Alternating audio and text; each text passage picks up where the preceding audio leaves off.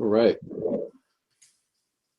All right, now I got to go over here and screen share.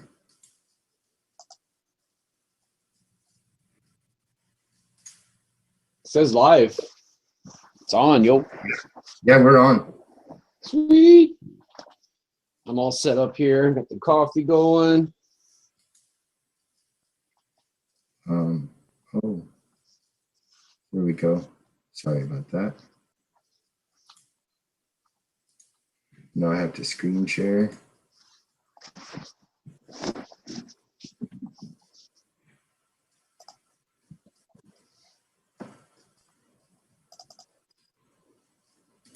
I'm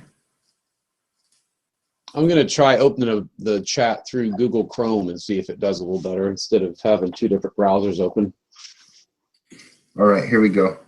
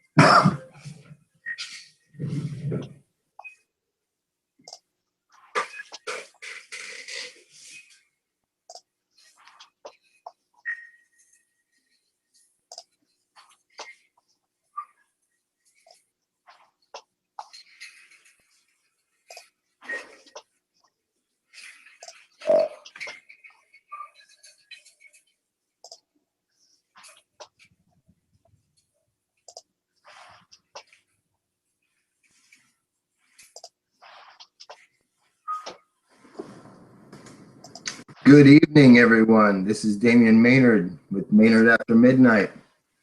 With me tonight is Matt, Deciduous Falling. How are you this evening? Doing well, man. It's great to be back on and enjoying this wonderful Sunday evening. Yeah, it's been a wonderful day, morning slash. Yeah, I know, huh? You're already at midnight hour. It's only 9 here in Oregon, so this is it's a good time of the night to hunker down, drink some coffee on a start of a new week, and have some great conversation. Absolutely. Yeah, we touched base a little earlier about some things, and I think one of them in particular is quite important, actually. Mm-hmm. And that is, we're on the precipice of something right now that could be ever changing across the board for our country. And although we've had a little bit of change within our military, now it's becoming really serious. And that is, we have a school here in South Carolina, a military school called the Citadel. And I'm sure many, many people out there know what the Citadel is, or even maybe attended there. It's been running for 175 years now, with a very deep military background, and of course, it being a military academy. Now we have a Muslim that wants to wear a hijab and be allowed to wear the hijab in the academy. And there's a very strict code of conduct and dress there. And so it doesn't actually conform to the dress code that is being used now, and they want it to be changed so that the hijab is allowed. So the whole community here is very much in arms, up in arms about this whole ordeal.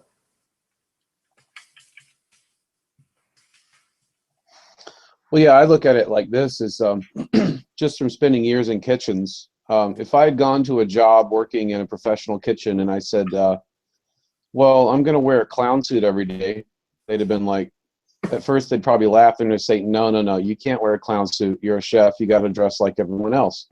And that's just a kitchen. Now, when you get into a 175-year-old tradition,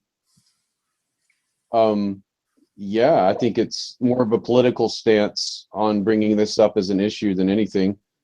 Because who's to say that I can't start my own religion and say we wear spaghetti colanders on our head, and how dare you take away my right to wear a spaghetti colander on my head and worship the flying spaghetti monster? Where does it stop? You know? Right. Well, and see, we've already had an infiltration within our military, and I think that some see it and some don't, but many of the things that have happened within our military installations involving shooters have been Muslim. I'm not saying all Muslims are bad. I don't believe that all Muslims are bad, but I believe that they are trying to infiltrate our military to become to make it not the way that it is now. And part of the military is taking away your individualism and becoming part of a group. So everyone knows that when you go into the military, you're going to cut your hair, you're going to put on a uniform, and you're going to act accordingly. So there's that camaraderie that has to be built as an identity, and we see it in being in groups that have a certain job to do. There has to be a union or a similarity to make you feel unified. Yes. You know, yeah, like that's a great example you said of going in the military and saying, well, it's against my religion to cut my hair. So, I mean, again, where would it stop? The only thing I always there have been I'm sorry. There have been some people who have been allowed, like there are Sikhs, and Sikhs are one of our greatest allies, and they, under their turbans, wear very long hair. It's part of their religious culture. It's part of their identity, and I you know, they have ACU turbans or wraps not really turbans, they're wraps. So they actually wrap their hair up in it, and they put it on top of their head. So there have been some of those identity things that have been changed, but I don't see them allowing the hijab to be part of the uniform. Yeah, I mean, it's still under review from the articles I could find on it, and I think there's 3 Islamic, I guess they would be called cadets at the Citadel. I guess they'd be called cadets, or Yes. I know there's 3 overall in the whole Citadel. So, yeah, I mean, it would be. It's interesting someone would take a stand on that with a tradition that goes back so far, and I mean, it's funny how you can be a member of a cult, as long as a cult is popular, then it's okay and you have rights. But if a cult isn't popular, then you're a nut job, you know. And when I say cult, I mean the cult of Islam, cult of Christianity, cult of whatever religion, you know. I mean, what is the difference between a cult and a mainstream religion? Well, how many people are following it, and that's the only difference that I've ever seen. Right. Majority rules, you know. Yeah, if you have millions or even a billion people within your religious sect, then it becomes an actual religion, whether it's a political movement or an actual religion. Mm-hmm. And that's the hard thing of saying, well, how do you take out the secular people that may not have an established world religion and say, sorry, you don't have enough members, therefore you don't have the same rights as people that are members of something that is bigger or have more members. But and religion, there is religious freedom within this country. So and you are allowed to have religious freedom, but that doesn't mean that you're allowed to cross the boundaries of other things with your religion.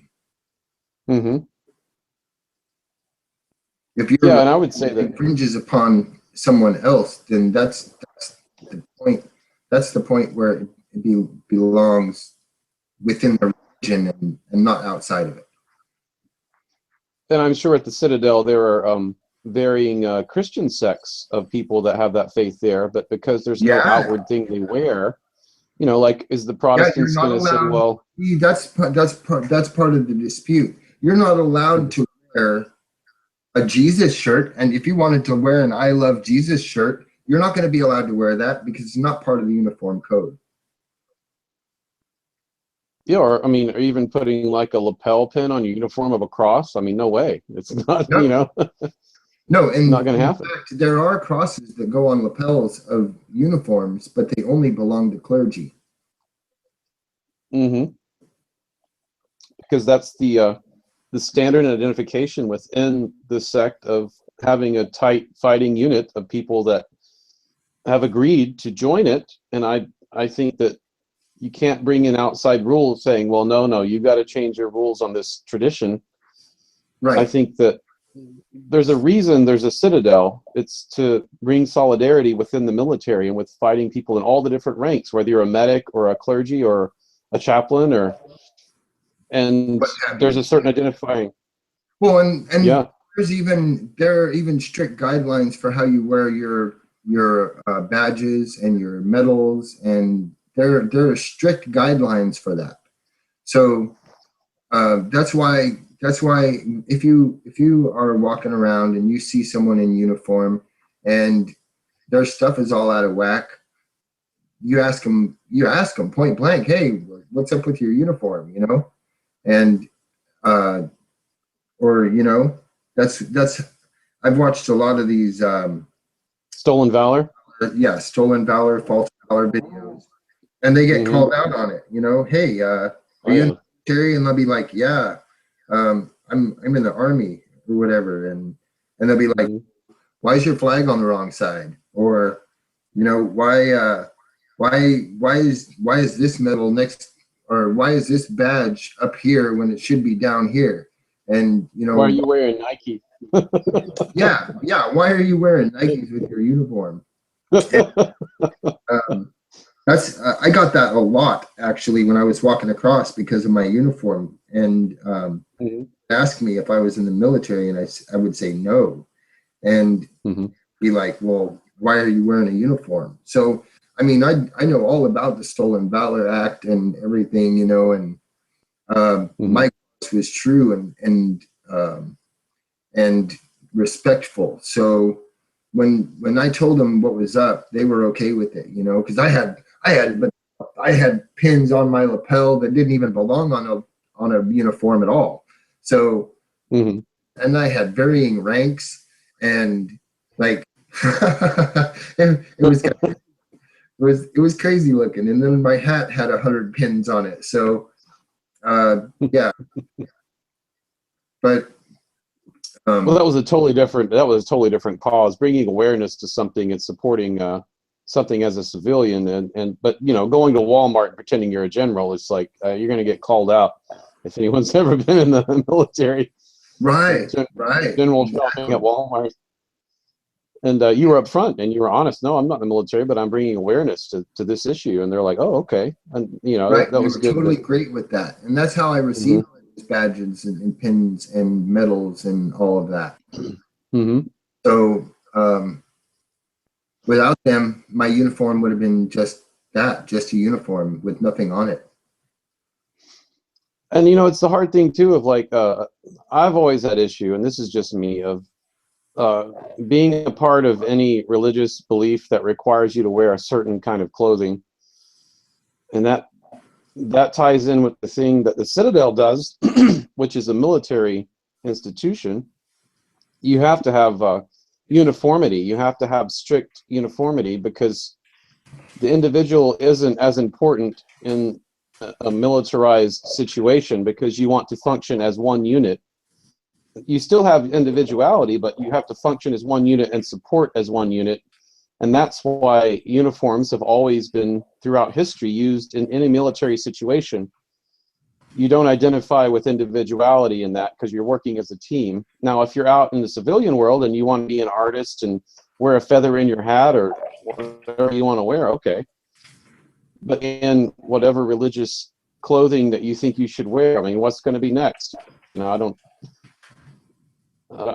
understand that. But a lot of it has to do with the bigger issue of, you know, you have to be tolerant to everything now. You can't have any personal identity outside of, you know, it's not politically correct to be not accepting of every world religion, but I frankly don't accept any of them, so I guess I'm really politically incorrect.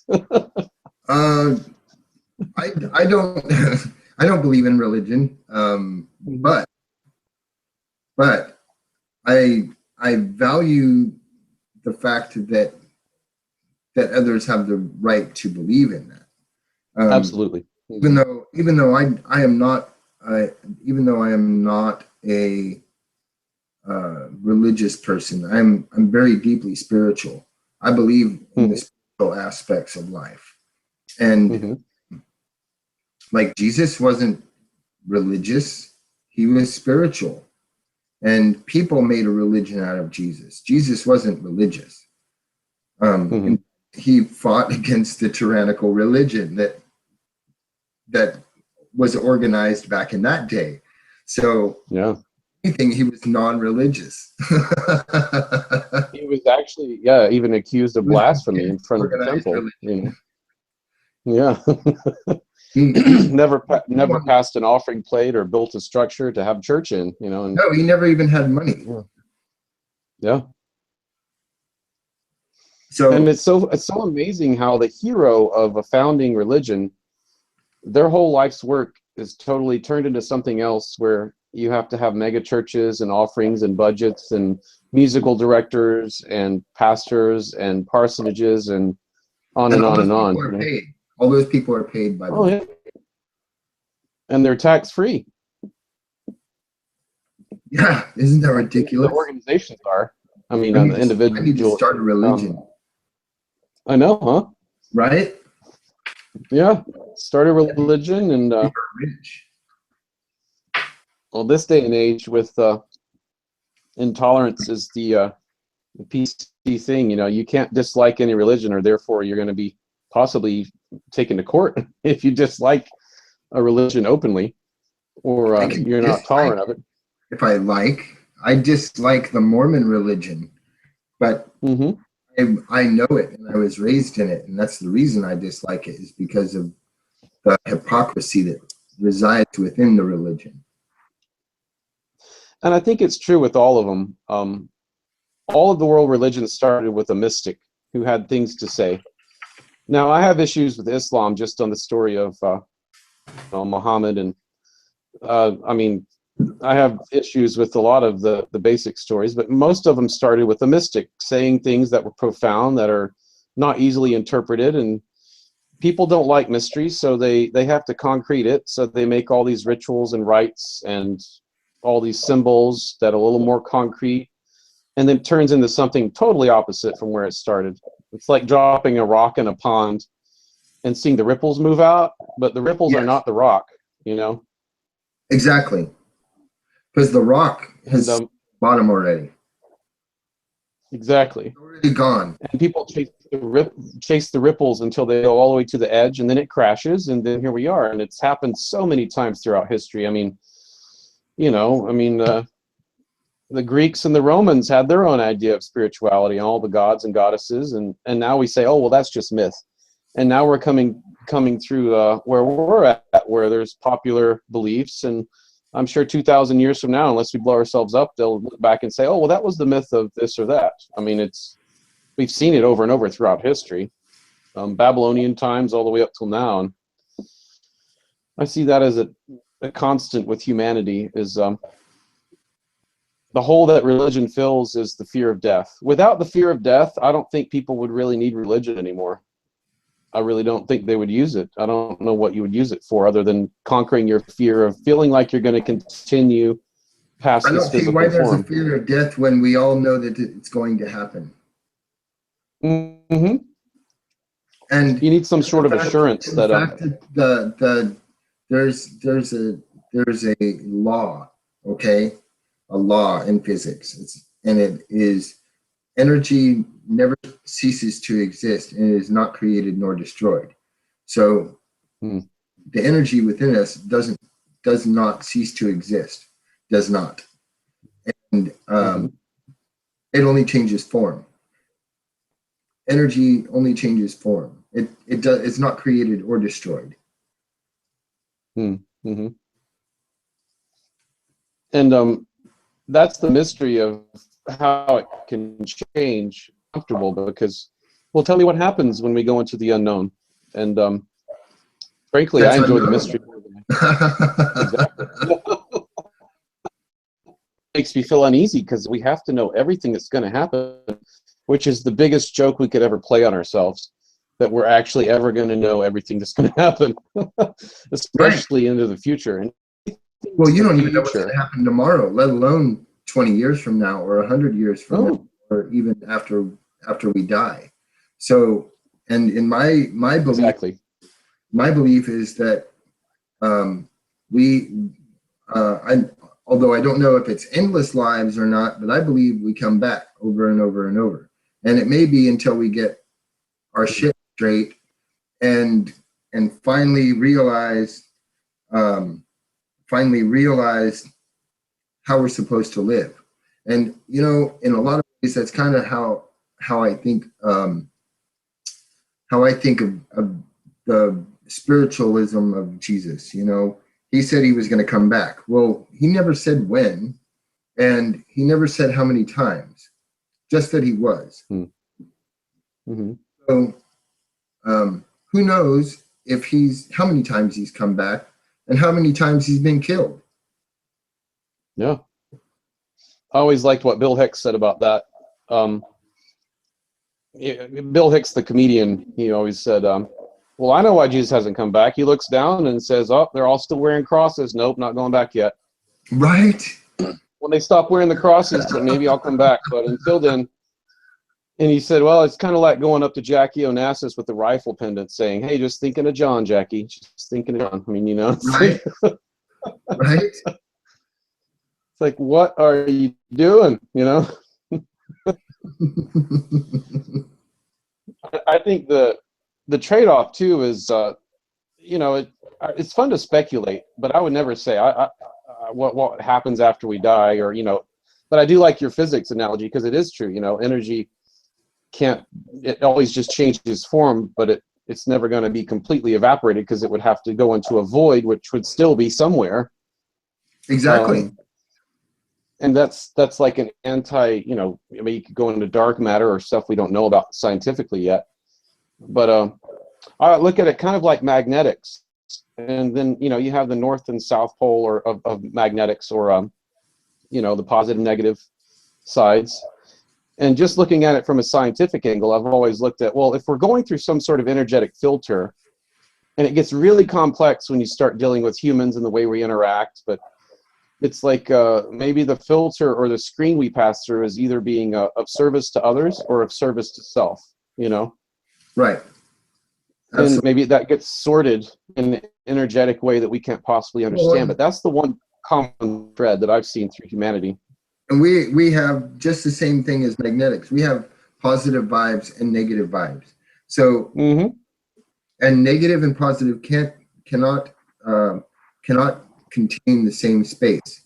They cannot reside in the same space. That's why positive things can't. That's why positive people can't reside in a negative place, and that's why negative people can't reside in a good place, because they can't commingle. It's not possible. It's like, and in our culture, you know, all the negative service to self people are the ones that just you know, now are our elected leaders, because they're serving themselves and they'll sell out at any price. And then the positive people are the ones on the ground like us, just down here trying to assist instead of, you know, take advantage of everything. And it's a parallel throughout nature, even through the universe, with magnetics and the way stars work, and I mean all that. So that's the one constant too, that even in the human dilemma of emotion and feelings and serving others as opposed to just serving yourself, that's a consistent thing that I would say is more evident than any mythology I've ever heard of, just from obvious experience of it. Right. Oh, and the same thing goes for politics. Those good people who are in politics have an absolute horrendous time trying to remain in politics and serve the people, because of all of the tyrannical government that's around them. Yeah, absolutely. They get set up and you know, blackmailed and twisted around. Oh, I've seen it. I've seen somebody go off right in the middle of Congress. Yeah, it was awesome to watch. Like, what is fucking wrong with you people? Well, because whenever you shine light into a room full of dark people, then it threatens their nest egg. It threatens everything they fought for, everything they've served themselves for. Their big hoard of gold, you know, it's threatening it, because wait a minute, too much truth, not a good idea, and so we got to take this guy down. Right. The same way as if you know, a really dark negative person walks into a group full of people that are open-hearted and stuff and honest, it's like they have no foothold for manipulation there, and they're just going to have no use. So they always clump together. You know, you always, and you get your mixtures of groups. Whenever you have a group of anything, you get the negative kind of people and the positive kind of people. And we're still trying to, and you can always flip poles. You know, you can choose to serve others or choose to serve yourself at any time in your life. It's a daily choice. You know, that's the cool thing about it. Yep. And that's all, you know. Those who serve others are also going to reap more benefits than those who serve themselves. Yeah, and that's when you get to the point of where it destroys materialism, not past the point of essentials, you know, like food, water, place that's warm, but past that, really commercialism and materialism is completely based on service to self. You know, absolutely. Aside from essentials. So it's focused on self. Oh, I need the newest phone. I need the sneakers with lights in them at the mall because everyone will think I'm cool. That's all service to self. But you know, capitalism would, not only capitalism, but consumerism would completely collapse if people started serving others, because no one would go to the mall anymore, except to buy some sheets and give them to their neighbor as a gift. You know, maybe, I don't know. Right. And it's those intangible things that have no price tag are the ones that I'm always looking for now, and they're the hardest, rarest things to find. Like sitting on a porch with a friend and drinking a beer, whether you have a beer or not, just sitting and talking is worth more to me than being able to take $500 to the mall and buy whatever I want there, because I'd probably walk through the whole mall and say, I don't want any of this. You know, I don't want to buy anything here. There's really no reason to. No. I mean, honestly, especially if you have the necessities of life. So if you have the necessities of life, then, you know, I've lived with money. I've lived not with money, and I don't have a lot of money now. I really don't.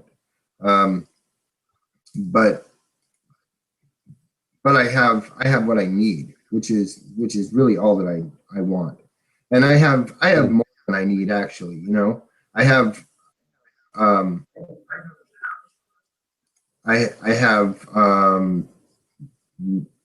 what I need, and that's really all that I need. Yeah. Well, and that's the thing that we're taught in this culture, is it's never enough. You always need something. You need something more aside from the essentials, again, because we are still creatures who need to wear coats when it's cold, and need to have fires when it's cold, and have food and water and all that. But aside from that, we're taught that, well, no, you can always do a little better, because the more you can spend on your car, the more status, and that more you're someone of importance, or you have more meaning or more purpose, and I always seen it the other way around. So the rarest thing to find, don't buy into that, who are just like open-minded and free thinking, and they kind of slip through the cracks. How dare you? No. No, huh? Really? Blasphemer! How dare you think for yourself? How dare you not go shopping and chasing the dangling carrot through the malls? Right? Get back on your get back on your wayward path for me. Get more credit cards so you can collect more things. And then when you die, it all goes back into the box, and we'll give it to the next sucker, you know? Just like Monopoly. Spitfire's live too right now. Oh, no way. Yeah. What's he doing on a Sunday night? I don't know.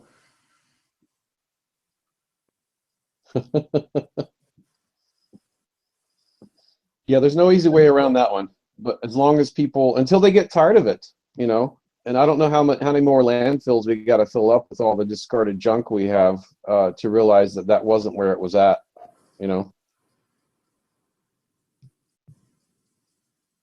We'll just keep collecting more trinkets and throwing them in the landfill when they're no longer hip, and see what happens next. Right? I think in a subconscious way, that's why everything's gotten to where it is. People are so just sick of consumerism that they want everything to fall apart. They want it all to collapse. It's almost like a subconscious collective desire now for everything just to fall to shambles, the whole society to break down. Because, you know, it's like eating chocolate cake 3 times a day for decades. You just want it to end, you know. You want the decadence to end so you can get to something real again. I think that's a subliminal also subconscious desire of the masses. That's why we're always like, come on, Armageddon, come on, collapse, system collapse, please, we need change. It's the only way it's going to change, you know. It's almost like a desire now for it to happen. because it's gotten so far out there. Yep. Yep. Simplicity. Return to simplicity. And connection, real connection, not representative connection of like, oh, he's wearing a Gucci suit, he must be important. Oh, he's dirty in the street, he must not be important. You know, that whole identity. And you know, that's kind of why I made the call out to people in the way that I did for our governors and our mayors to go out into their cities and spend a few days homeless so that they could enjoy the ramifications of being a little dirty and see how people are treated by other people. You know, get out of your power positions for a few days, put on some, they don't even have to be dirty clothes. They could be clean clothes. Homeless people wear clean clothes, but absolutely, suit and that tie, take the money out of your pocket, put a sleeping bag in a backpack and go for a couple of days, you know, see what your people are living like. It's that, you know, that's the thing is pursuit of knowledge. The only way to pursue knowledge is to put yourself in uncomfortable positions repeatedly. True knowledge, you know, and yeah, it's encouraging people that maybe are sitting on their lofty ivory towers to come down and try a different walk of life so they can have a greater perspective. And sadly, most of people born into power, you know, you're born and your family went to Ivy League schools, so you go through the Ivy League school and you come out and you get groomed to be like a state representative or a president or whatever, you know, or a CEO, or just the understanding of how the rest of us live. And that's why we got to start taking care of each other in a very tangible, real way. As the peons, as the lowly, you know, the lowly, unimportant, you know, masses that don't have political campaigns or careers, because we can make the most difference by taking care of each other. And I don't mean like, you know, having everybody move into your house and it's more of a getting to a mindset where we understand what we're up against, and coming together is more important than launching a campaign where you buy my mug that says we can make a difference. It's like, well, we don't need that representation, we need the actions, you know.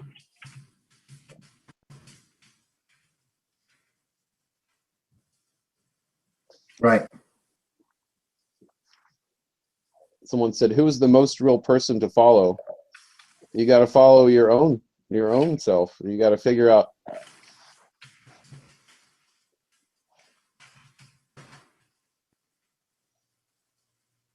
Yep. You got to I think that's the whole. You got to find your own way of doing things. And I guess the biggest realization I had earlier in life was that there's no finish line. As long as you're alive, there's no finish line. There's no finish line to the experience. You can always learn more about yourself. Right. Know thyself. And that was the thing that I didn't like about religion, is just like, oh, done. All the mysteries are solved. This is all you got to know. Yeah, just read these 100 pages and you're okay. Yeah. And that to me is more depressing than anything. It doesn't say anything on how to do some of those things. It just says to do them. Yeah. Miraculously lift yourself off the floor with your own bootlaces, and yeah, it doesn't give you an explanation as to why, and it doesn't give you any not even one explanation of how to do it. Yeah. Well, and also too, we don't have the benefit of knowing that we're the boss's son. I mean, that's huge. Right. It would certainly change my perspective if I knew I was the boss's son, and I've got to live an example for people who aren't the boss's son to try and follow. My gosh, you know. Right. Right. And I think in that way it's a setup. Go ahead. The impossibility. Well, if the fact is we were made by him and he knows all this shit about us, then we are his sons and daughters also. and or it's. I don't like giving him a him or a her cognitive thought because it's asexual, honestly. So Yeah. I don't think of it as a man or a woman, or I think of it as an it. So, or what have you. You know, if it's so much grander than us, why the fuck give it a name? Yeah. Well, people are always uncomfortable with things unless they're humanized. That's why all the Disney cartoons put, human characteristics even on the natural world with animals, and it's like, oh. Right. That's why throughout history, all deities have to be humanized. You can't just say there's that which we cannot understand that, it's like, well, I can't even picture it in my head. So you got to slap a human image on things and make it human, or else people are just going to be disintrigued by it. It's like the great blob that created you. Well, the blob, but that's weird. But you give it a name, you give it an image, and Michael actually made a really valid point, and this is both in the Torah and in the old King James version, not in any of the new King James versions. But it says, "Let us make man in our image. Let us create man in our image." So that even affirms the fact that there's more than one. Yeah, that's the funny thing about Genesis, is that's kind of overlooked. The plural, the conversation the gods were having in the sky, and then it slowly becomes one. But it's the very beginning, and I don't know how to explain that one away, or even the stories of the sons of God coming down and mating with daughters of man. I mean, that's just kind of brushed over as well. Oh, that's not important, but huge, Right. It's so selective, and I always try to look at it as a whole. And when you look at it as a whole, there's some very dark and troubling and disturbing things in the whole canon of the King James or the Bible, or in all religions. It's just, I look at it as a whole, and I don't just pick and choose. And that's what I always got frustrated with people who just pick and choose or claim the entire book is the inspired word of God, but they've never read it all. It's like, frankly, that half of it's been taken out, and part of it is locked up in the Vatican forever. That you're never gonna fucking see it because it's in the Vatican. Never. Oh, yeah. Never gonna read it. Like the Book of Mary. And the fact that they have things locked up we can't read, and you look at their great empire, I think it's pretty easy to see how religion is used as a tool for control. It always has been. And how about that little scrap? Power. How about that little scrap that said something about Jesus's wife? Yeah, I know, huh? A little scrap. Just a little tiny scrap. And they found it. Well, and that's a great point, because Go ahead. Oh, I was going to say that's a great point, because the only way to keep people chasing the dangling carrot is, number one, to create the example that is completely unachievable. No one will ever be able to live the example of Christ, because it's impossible. First of all, we don't know we're the boss's son. We're supposed to go on blind faith. And also, the whole story is impossible, even in this day and age, to following the example exactly, because you'll get stoned or thrown in prison. And also, the imagery is amazing. It's the psychological way of taking your higher self and putting it on a perpetual crucifix and saying perpetual suffering is the only way. The image of perpetual suffering is what you should worship, not the rejuvenation side. Perpetual suffering. And that's the state they have to hold everyone in. Jesus only suffered at the end. He didn't suffer. But what they did is they took that imagery and froze it in time.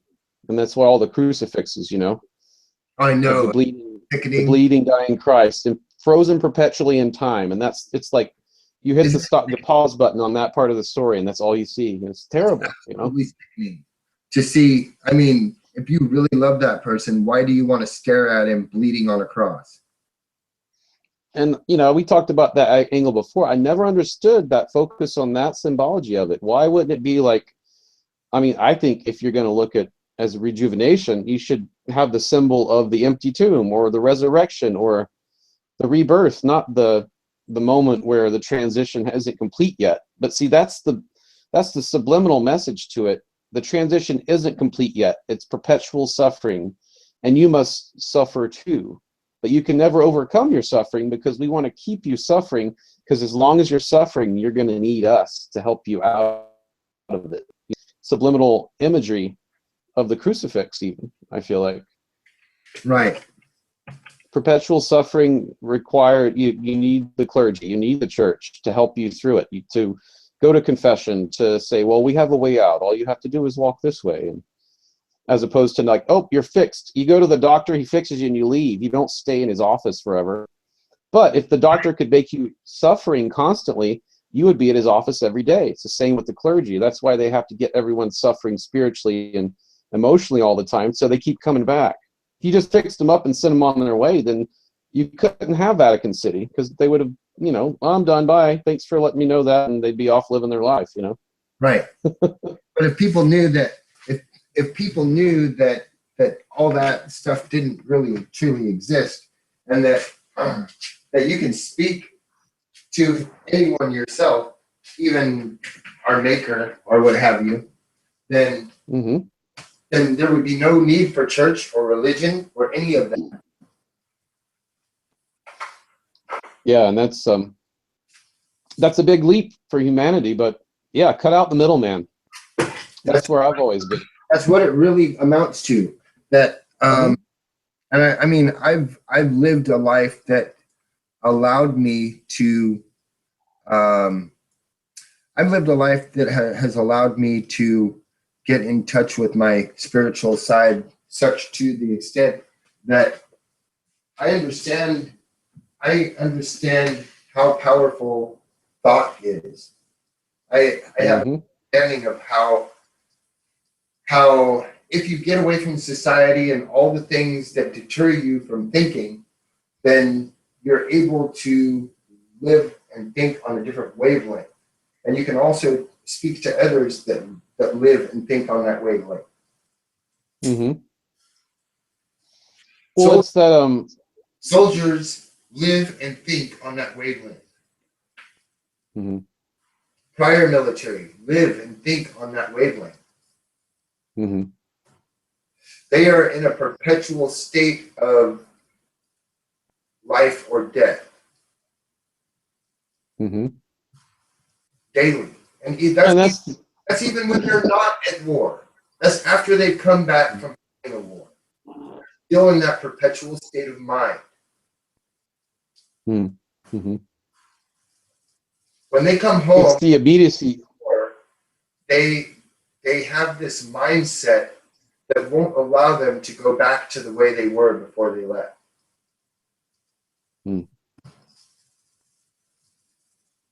Sorry, I didn't mean to interrupt you.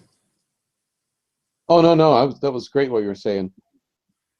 Yeah, I was going to say the immediacy of the moment, as opposed to trying to filter through interpretations from 2,000 years ago to tell me what I'm experiencing now, when it should be a direct connection now. I mean,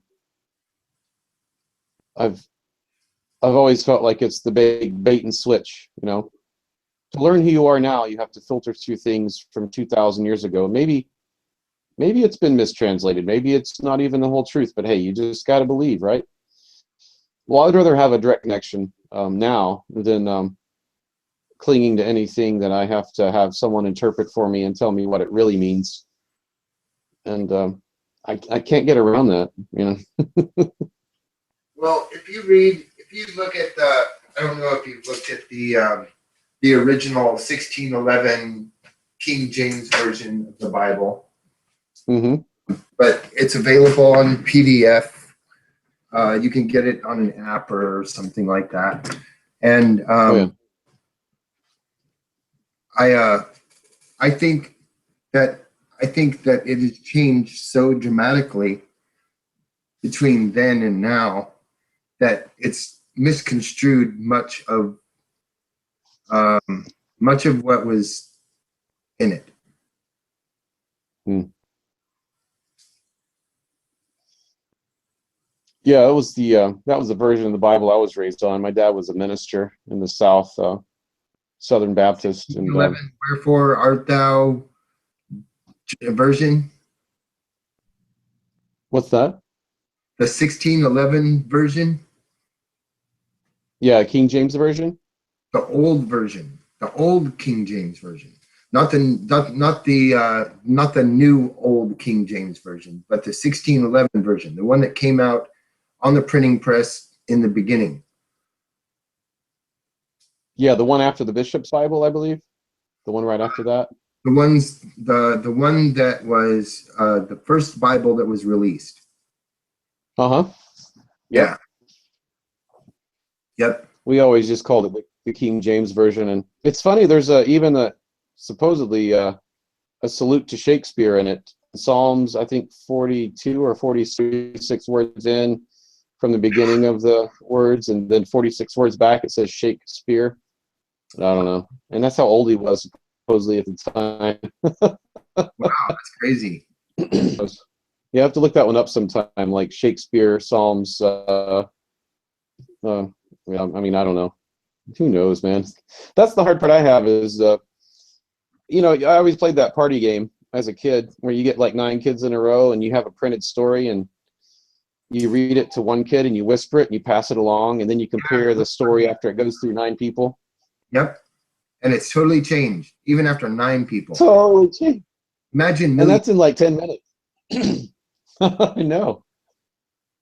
Could you imagine if you printed the story in ancient Aramaic and you tried to pass it along that way? When it got to the end, you're trying to, Well, that's exactly or what ancient happened. Greek. It was in the original script is written in Sanskrit, so or Hebrew or whatever you want to call it. So it's Hebrew, or not even Hebrew because Hebrew's even changed, or not Hebrew, but what is it? Aramaic, wasn't it? The Old Testament? Is it Aramaic or yeah, the Old Testament I think was Aramaic and New Testament was Greek. Aramaic, yeah, Aramaic and Greek. Aramaic, there you go. But even Greek translations, any words that are translated from one to another language change with their meanings, like we were talking about that, right? Even Spanish has some very deep-rooted thoughts and feelings within the words. So when you change the word from Spanish to English, it loses like 90% of its meaning. Yeah, and I mean, and that's just the Romantic languages that do have similarities. You got French, English, and Spanish. They're similar because they're considered the Romantic languages. But when you get into things like translating Sanskrit into modern English, it's like, a translator's going to have a field day. They're going to have to make calls. You're going to have to make calls on how to best describe something that the language you're moving into. It's like trying to take a Linux program and move it into Windows. You've got to retranslate the whole thing to make it work on the other system, Right.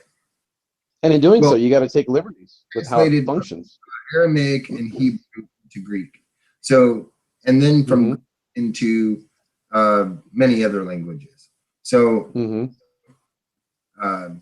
but they spoke Aramaic, and they, it was the Middle East.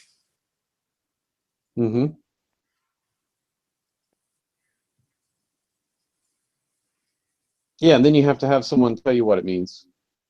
Right. That's the clergy, it's like. Yep. Yeah, I mean, I wonder. And King James didn't write the Bible. He had 70 people that wrote it and argued amongst themselves about what was going to be said. And none of those people that translated it were considered to be divinely inspired. They were just translating language. So they were translating the writings of people that were supposedly divinely inspired, but then they had to take it linguistically. But those scholars or those scribes that translated it Well, some of names exist in the document, some right? of them were simple stories. Some of them were very simple stories, Mm-hmm. or simply stories. Maybe not simple stories, but simply stories. Mm-hmm. Noah and the flood, that was a story. It was being told. And Jonah and the fish, or Jonah and the whale, that was a story that Oh was yeah. being told. Mm-hmm. Yeah, and there's always the similarities in the stories. You know, he was supposedly in the belly of the whale for 3 days, and then he was reborn. You know, it's the imagery is the same as the resurrection, and a lot of other religions have that whole death and rebirth and awakening of the self. I think is the or awakening of the spirit has been told in so many different forms throughout many different beliefs, whether it's lesser known Native American or well known death in 3 days and then resurrection. It's a similar theme through it all. Absolutely. And Absolutely.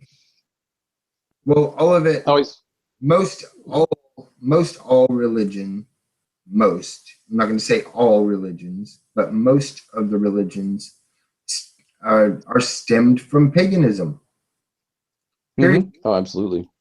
They stem and are rooted in pagan beliefs. All of Christianity is rooted in pagan beliefs.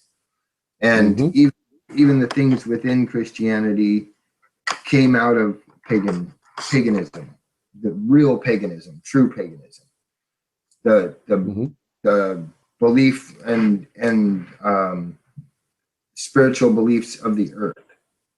So Easter's the fertility time, and I could go on and on and on about the pagan beliefs that are rooted within religion because they believed in. Yeah, you have the even now Christians celebrating the symbolism side by side. They're celebrating paganism with Christianity side by side. They go to church on Easter Sunday and they give their kids Easter baskets with eggs in it, which egg is a symbol of, and then the bunny brings it eggs. The bunny is a symbol of fertility in many, pagan and different world religions as well, just the high reproduction rate. And they celebrate them side by side, but it's just what we do. And but they don't question the symbology of it or why do we do it. Right. The concept of why it exists. Well, it's like Christmas trees, I mean, my gosh, or the Yule log, totally pagan. Right. The biggest log you have on the pile is the one you light for the 3 days that the sun doesn't start climbing up in the sky again. You have the sun dies for 3 days and then it rises again around the winter solstice, and that's the log you light and keep the embers going, because you keep the fire going until the sun starts rising again, and spring is on the way. And it's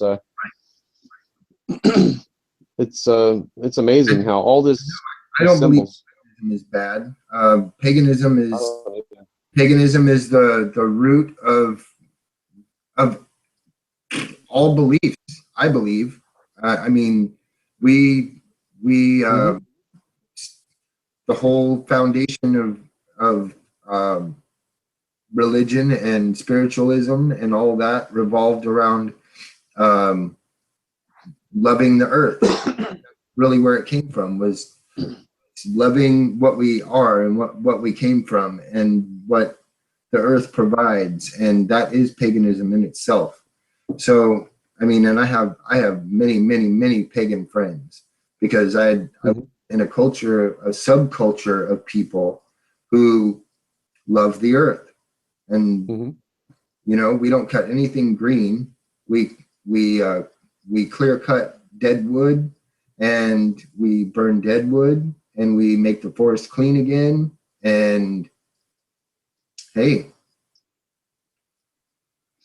well, yeah, and I think too, pagan, you have a lot of different sources of what people would say pagan is. Like, you have the Druidic influence, the ancient Celts, the ancient Viking beliefs before Christianity influenced any of those.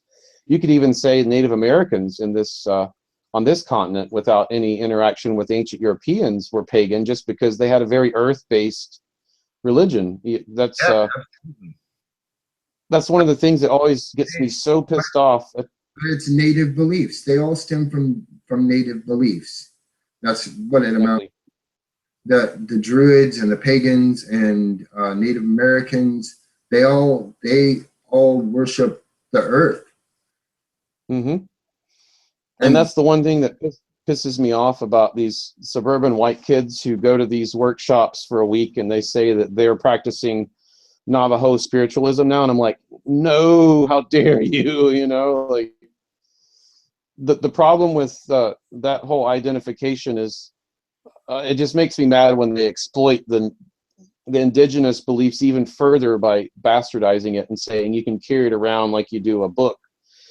But you cannot separate Native American beliefs from the land where those stories exist. You can't take the land away from those beliefs and move to Idaho, or far away from where all the history and living the spiritualism is connected directly to the land of, like that's what was so sad about the Trail of Tears and moving these people off of where all their whole identity was the land around them, and their beliefs and their oral history and spiritualism is all tied into that very realness thing. They didn't need an idea of a God that you can't see, because the God and the spiritualism and spirituality was coexisting in what was very real and before your eyes. And to move them away from it is pretty much like driving them away from their beliefs, or their not even beliefs, but what they were living it instead of representing it, But I don't know. It's I hate. That's why I get really pissed off about the New Age scene, of how they just pick and choose like a giant buffet and hodgepodge it all together and twist the knife a little harder on the indigenous cultures that got wiped out before we were even born, But that always gets me going.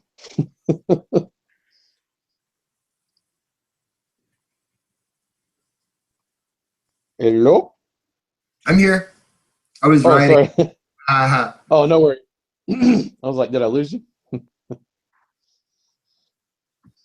Yeah, I mean, I don't know. It's something that humankind's going to have to deal with, and I'm sure that, first of all, the religions that are popular right now aren't the first or the last that will be popular. There you go. Okay. They just happen to be the ones that are popular now. I'm going to put a link into the chat room for all of you who want to read the books of the Bible that were taken out. The Apocrypha, and that includes the Book of Thomas too, and then the Book of Enoch, and there you go. Well, I don't think that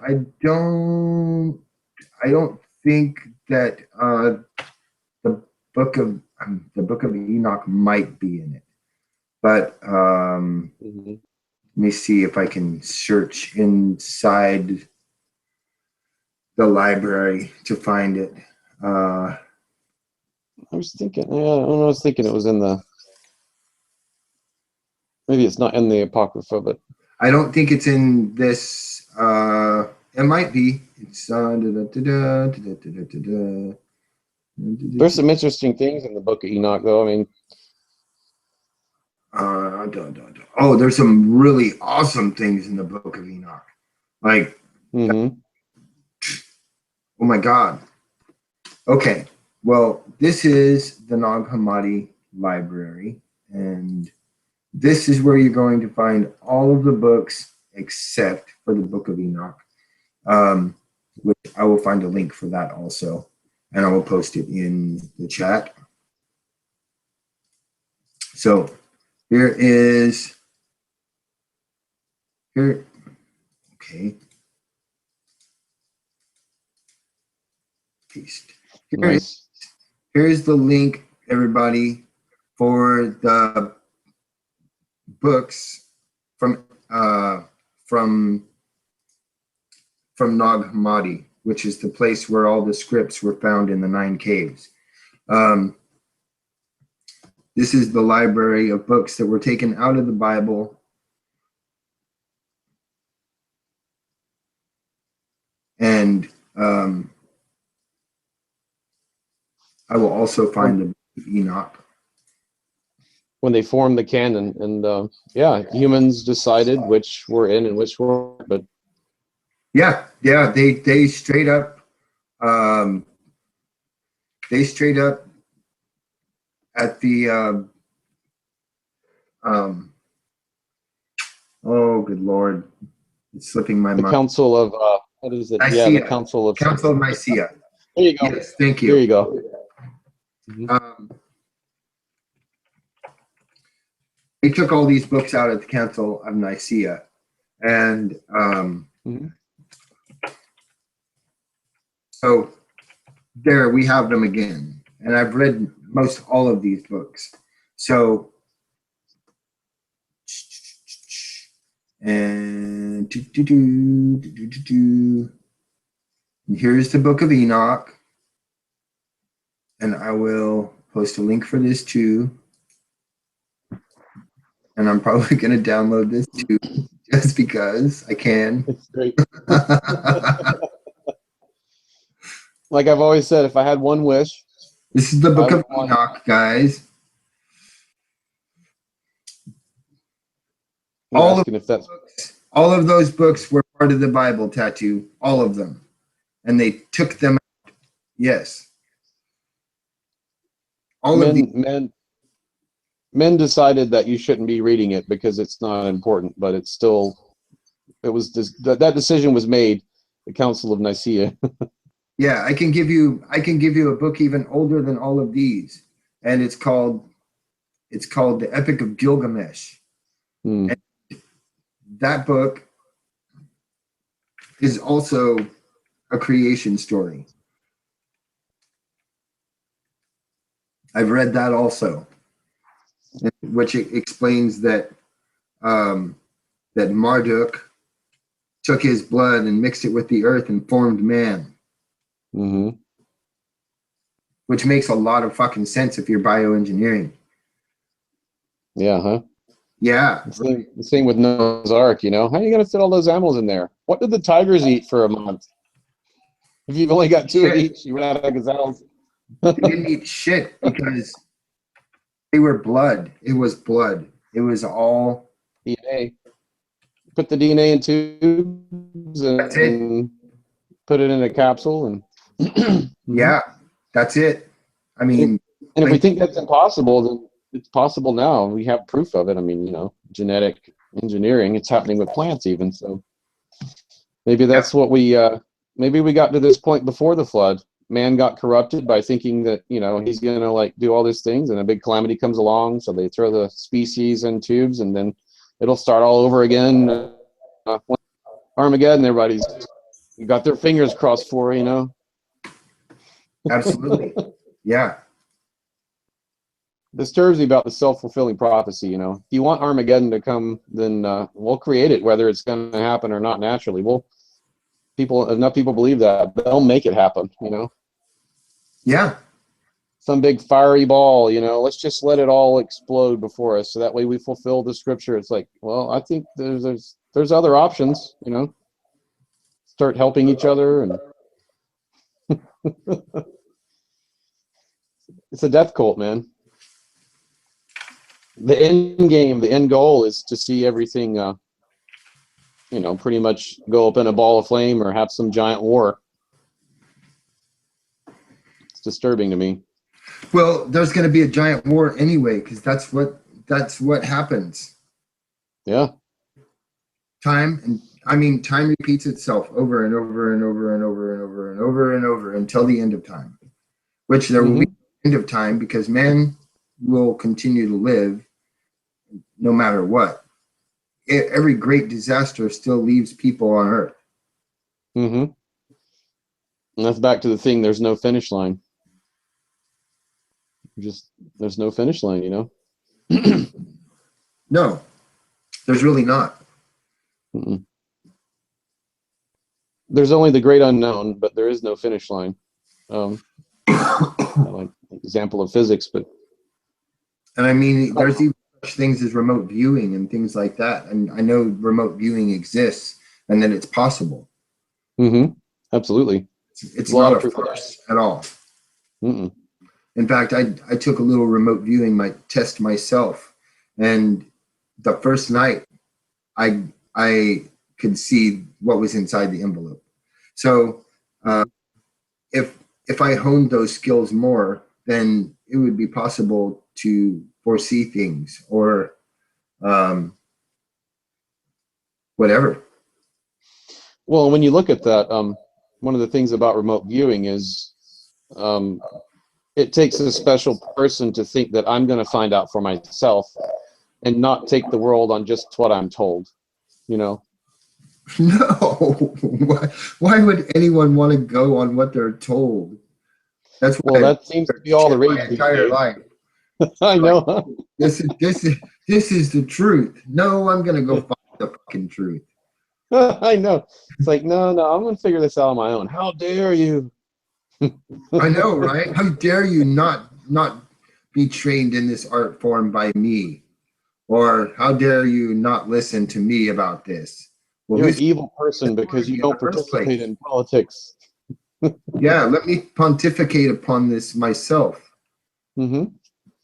Yeah, and that's how you create cliques and social identity, and you get everyone thinking the same, and then that way they think that the answers always come from up on high, and you can't find them out on your own, and you just wait for the next programming to come through down the chain, I guess. Right. And thus the world goes round, and it's sad because we have so much more potential, not just remote viewing, but also self-discovery and, you know, a new golden age is what I'm looking at, you know, a new age of enlightenment. That would be nice out of this dark age we're in now. Yeah.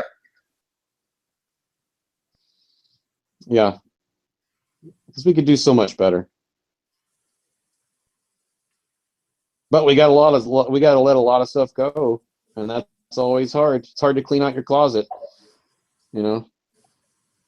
It's always hard to clean out the closets of what our beliefs we're clinging to, and step out onto that scary platform where even the platform disappears and say, I don't know, it's a mystery, but I can move forward through the mystery and not be afraid of it. Embrace it, you know. Right. Exactly. Swim in it. There's no reason to be afraid of it because it's going to happen anyway. No. And that's I mean, that's just my own personal. Or not afraid of it, it's still going to happen. Mm-hmm. Believe that. Still going to happen.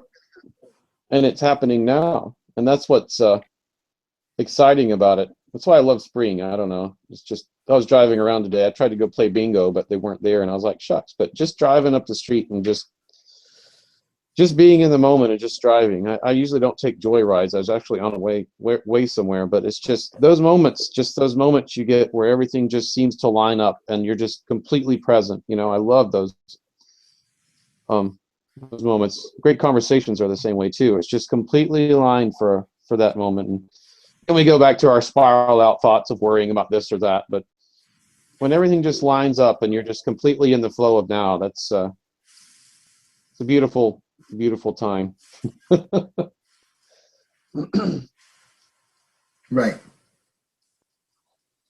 But yeah, letting go of the past, letting go of any identification with, especially deep past, you know, thousands of years. I just can't identify. You know, I'd rather identify with what's happening now and in my lifetime, and see if we can make it better. Let go of things that no longer apply. I mean, that's the funny thing. Even with the Bible, there's so much that's discarded out of the Bible. People do not follow all 612 commandments. There's more than just 10 in there, guys. You know. There's things on what you should wear, what you should eat, and all kinds of commandments that just, they're no longer really socially easy to do, so they just get overlooked, you know. But there's the 10 at least. It's not convenient to follow all 613 of them, so we just put those on the back burner and just follow 10. And then you keep watering down, and then, well, what's left? You get a new form of what the original intent was, and which is pretty much a tribal identification that kept tribes together in a land far, far away from where we're at now. And I don't have any identification with the tribal culture from the Middle East. There are certain things that 2,000 years ago, there are certain things I can agree with, but as far as adopting that whole thing and just picking and choosing and kicking out over 600 other commandments, I don't understand that. I don't get that. 662 to be exact. Oh, there you go. See, I knew I had it wrong. I don't have my notes for them. 662 commands that some Jews live by. Yeah.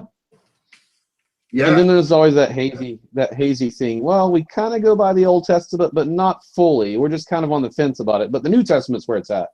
And it's like, well, why bring up the Old Testament at all? The whole point of the matter is you're not supposed to live by the Old Testament. You're supposed to live by the New Testament. That's why it's the New fucking Testament. I know, huh? Yeah. Yeah. And there's definitely a mood swing difference in the Old Testament and the New Testament. Just a description of deities, and man, there was some rampaging tantrums that happened in the Old Testament, smiting right and left and killing infants and genocide and slavery, and it's and guess what? It's all repeating itself all over again right now. Yep, totally. That time repeats itself over and over and over. Mm-hmm. Proves it.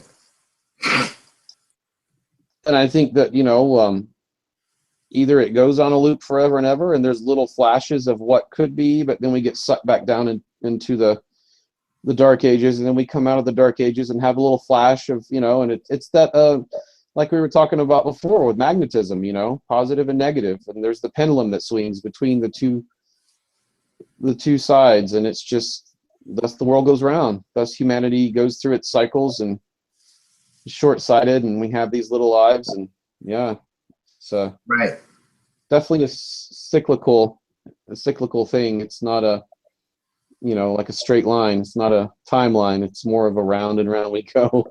Well, and someone mentioned earlier that that batteries and whatnot have positive and negative. That's true, but they're on separate lines, not on the same line. They're on different lines. Yeah. Together, they make it work. But it's the same with our society. Without good, bad couldn't exist. Yeah, it would just be. Well, and that's the funny thing too. Bad, good wouldn't be good. It would just be. So. Well, without the devil, there would be no way to identify what God is. Sure. I mean, just mythologically speaking, from any good evil perspective of any religion, and you can't. Sure, if there was no evil, there wouldn't be any good. It would just be. And you get down to brass tacks on absolutes on.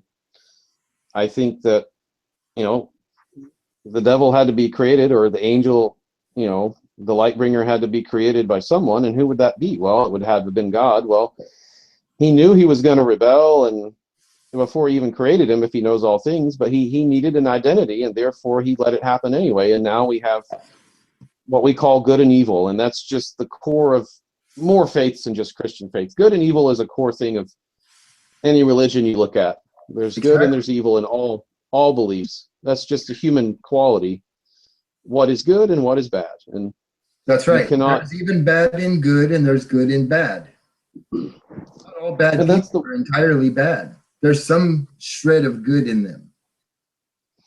That's why I always like Taoism, because it accepts that, and even Carl Jung accepts that too, Absolutely. I love Carl Jung.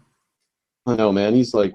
I think Carl Jung is the most on point psychologist ever.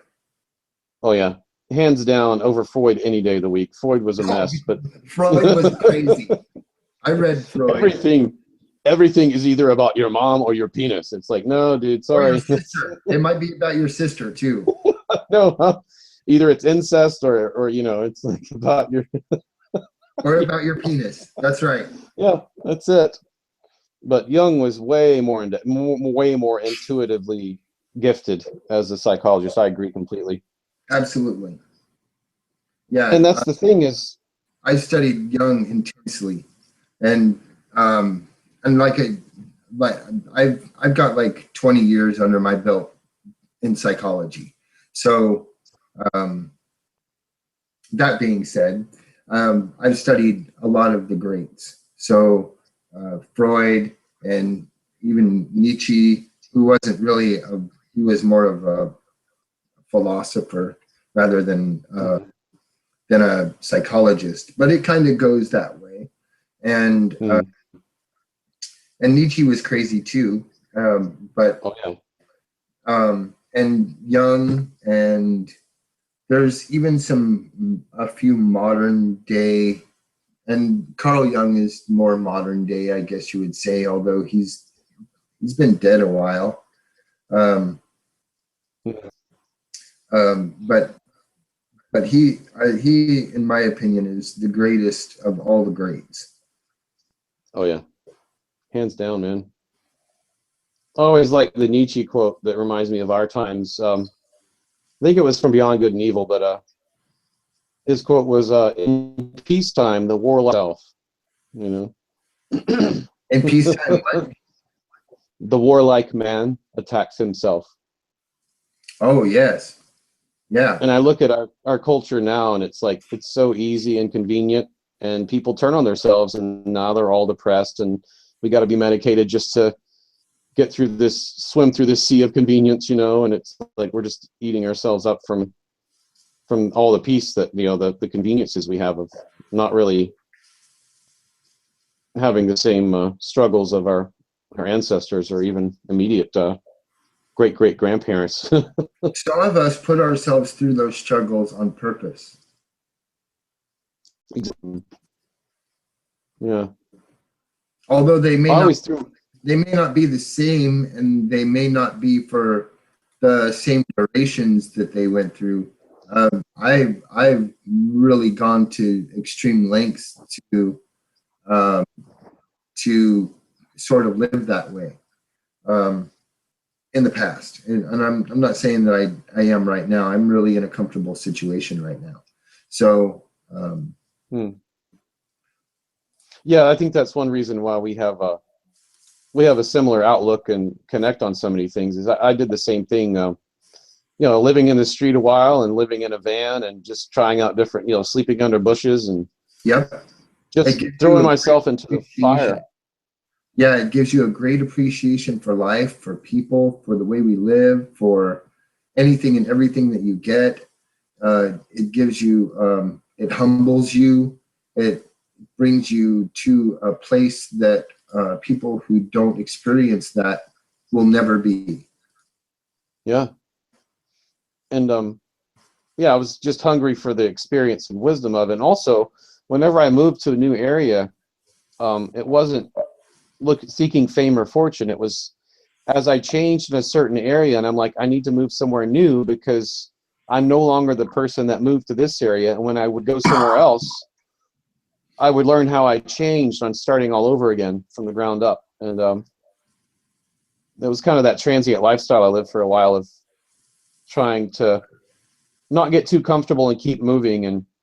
But now I am comfortable, and yeah, I love my life now, and I don't have that urge anymore. But I'm glad I did it when I was younger, because I definitely don't have the I mean, if I had to, I could do it again, but I don't have the same drive to do that because I experienced it, and I feel like putting down roots, and especially being a dad. But I did it for a really long time, a really long time, years and years and years and years.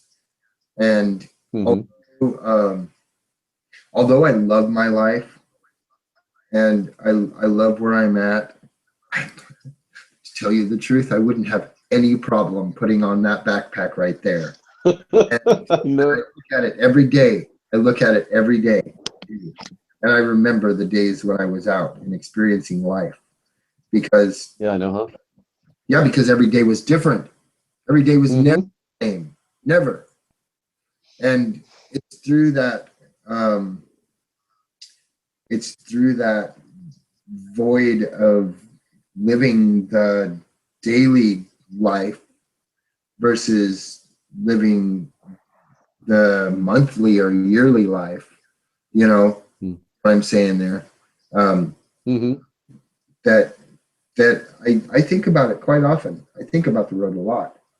And even though I'm comfortable in my life, I've always thought about the road because of the places that it led me and the people that it led me to, and the experiences that I had were so grandiose. And people will never understand really how grandiose my life actually was on the road. I've met famous people. I've met generals and colonels and mayors and governors and and famous people. Like I said, I've met several famous people, and they're like, "You're so full of shit. You're only 40 years old. You sound like you're 80 and you've lived this whole life." I'm like, I have. Yeah. I have lived this whole life. Like I have absolutely no reason whatsoever to lie to anyone. So Man, there must be something about the year 75, because yeah, I know a lot of other people. You know, I just know a lot of people from our year of birth that have that same weird splinter in their heads of being transient and just taking a different path or road. I don't know, I man. think it's part of being a wood rabbit, honestly. Gotta be, huh?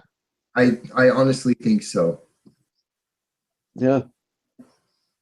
I mean, I remember, yeah, some of my fondest memories is lived on the street a while, and then I bought a van and gutted it and built a bed in the back, and still worked all the time. But then I would just turn the key and drive somewhere and park for like a week and open up the back doors on beautiful mountain vistas and lay there and read all day and make some food on my little camping stove. And I'm like, Right. how could it get any better than this right now? Well, I never had a vehicle when I was out on the road. I always had my backpack. So it made it easy to just hop into somebody's car, or there you go. like I was out, where the hell was I? I was out on these jetties in the middle of all these like burning furnaces, and there was this party out there, and and I did some shrooms and was partying with these people, and when I woke up the next day, everyone was gone except me. And and we were all drinking and everything too, but the next day I woke up and everyone was gone. So I'm walking down this road, and this car full of girls in a VW drives up, and they're like, "Hey, you want to ride?" And I'm like, "Sure, but I don't really smell that great." They're like, "We don't care. Get in. Let's have some fun," blah blah blah. I was like, "Right on." I've been a week without a shower, and they drive up in this like brand new VW. It was like an old VW, and they stuck my backpack in the trunk, and we went down the road, and we had a great time, and it was amazing. And not in any other walk of life are you going to be able to, like the city dwelling homeless person isn't going to experience that. No, definitely not. For the most part. Well, I mean, and what you're getting at is the actual application of faith in just the moment, and that was the direct experience I had with faith in the moment of whatever comes, I'm gonna be in this moment, and yes, yeah, absolutely. And that's where I look at like the difference in idealizing what faith is and actually living it. Yes. And when you live it like that, you don't have to talk about it. It just is. It's just happening. Right. There's no question that it is. And and I've never, when I was young, I was made to pray. And when I read the Gnostic texts, when I read the Apocrypha, it said not to pray. And I actually found this just a few years ago when I started reading them. And hey, there's Mike. Hey, Mike.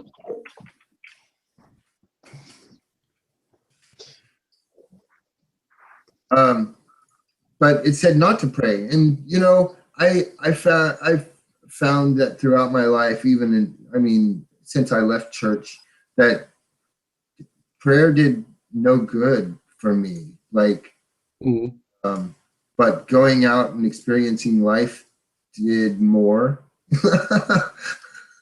Oh yeah. If I really needed something, all I had to do was think about it, and it happened.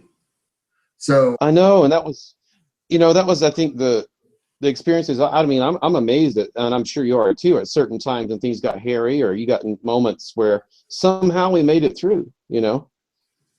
And you know, people would say it's a guardian angel, or, you know, you weren't praying but you were just lucky, or something's protecting you. And it's like, well, I wonder if it was more of just being in the moment and identifying the situation and being completely there is what protected me, as opposed to any external, you know, magical thing. I don't know. Right. Right. And I don't think it really has anything to do with magic at all. I think it has to do with spiritual consciousness. Just Yeah. being conscious that spiritualism is there, and that you're aware of the universe and of everything that is around you. And if you're aware of it and you become part of it, then it's much easier. And I think that's kind of what Jesus was trying to put across. You know, if you believe, that's all that matters, is that you believe. And that is, it's not that he said believe in me as a person. He was talking about believing in me as a spiritual guide, or a you know, in his ideals, not so much in him as a person, but that what he was saying was true. And I keep that in mind. It's not that I worship anything, because I don't really worship anything.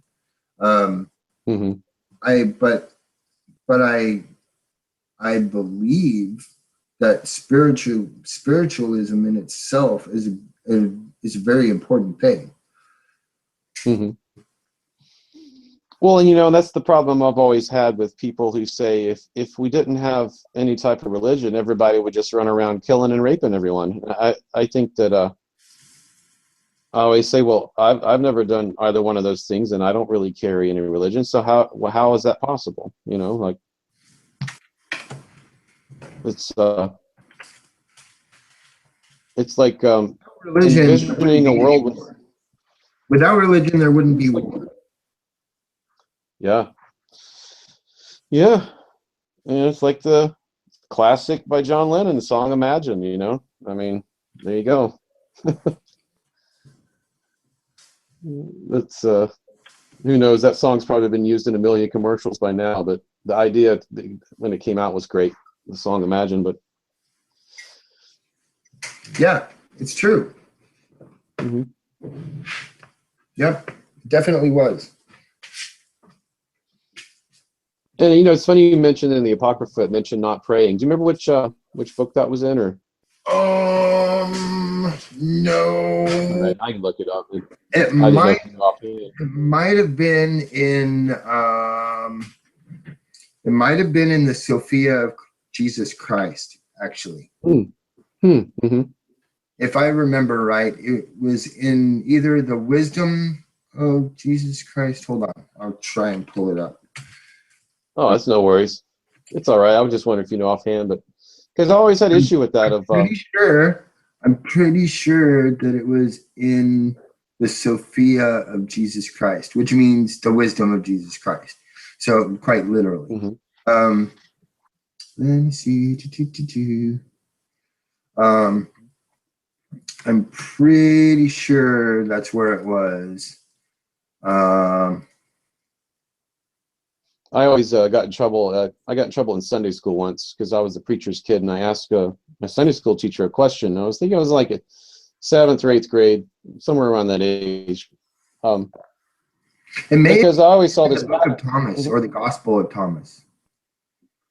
It may have been in the Gospel or the Book of Thomas, but I'm pretty sure it was either in the Sophia of Jesus Christ or maybe the Gospel of Truth. One of the things about it, as far as prayer goes, is I've always, when I was a kid, I always had that question of, okay, you're going to pray for something and ask that God helps you out with it, but at the same time, you're told that God has a plan and it will be fulfilled.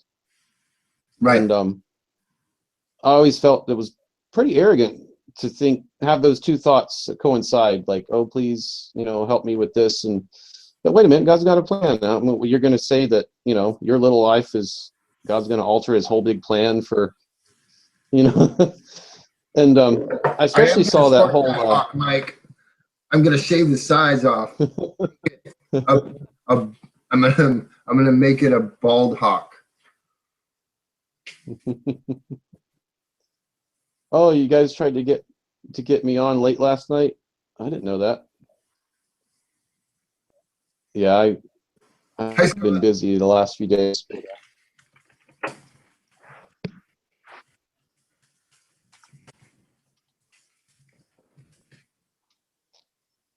I am.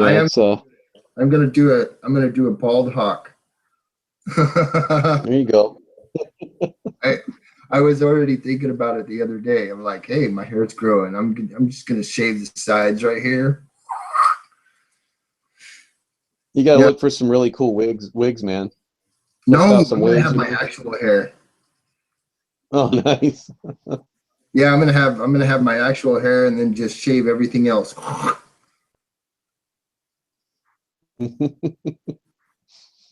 I had a mohawk. Did you ever go through this thing where when you went from junior high into high school that the seniors from high school would like capture you and shave your head?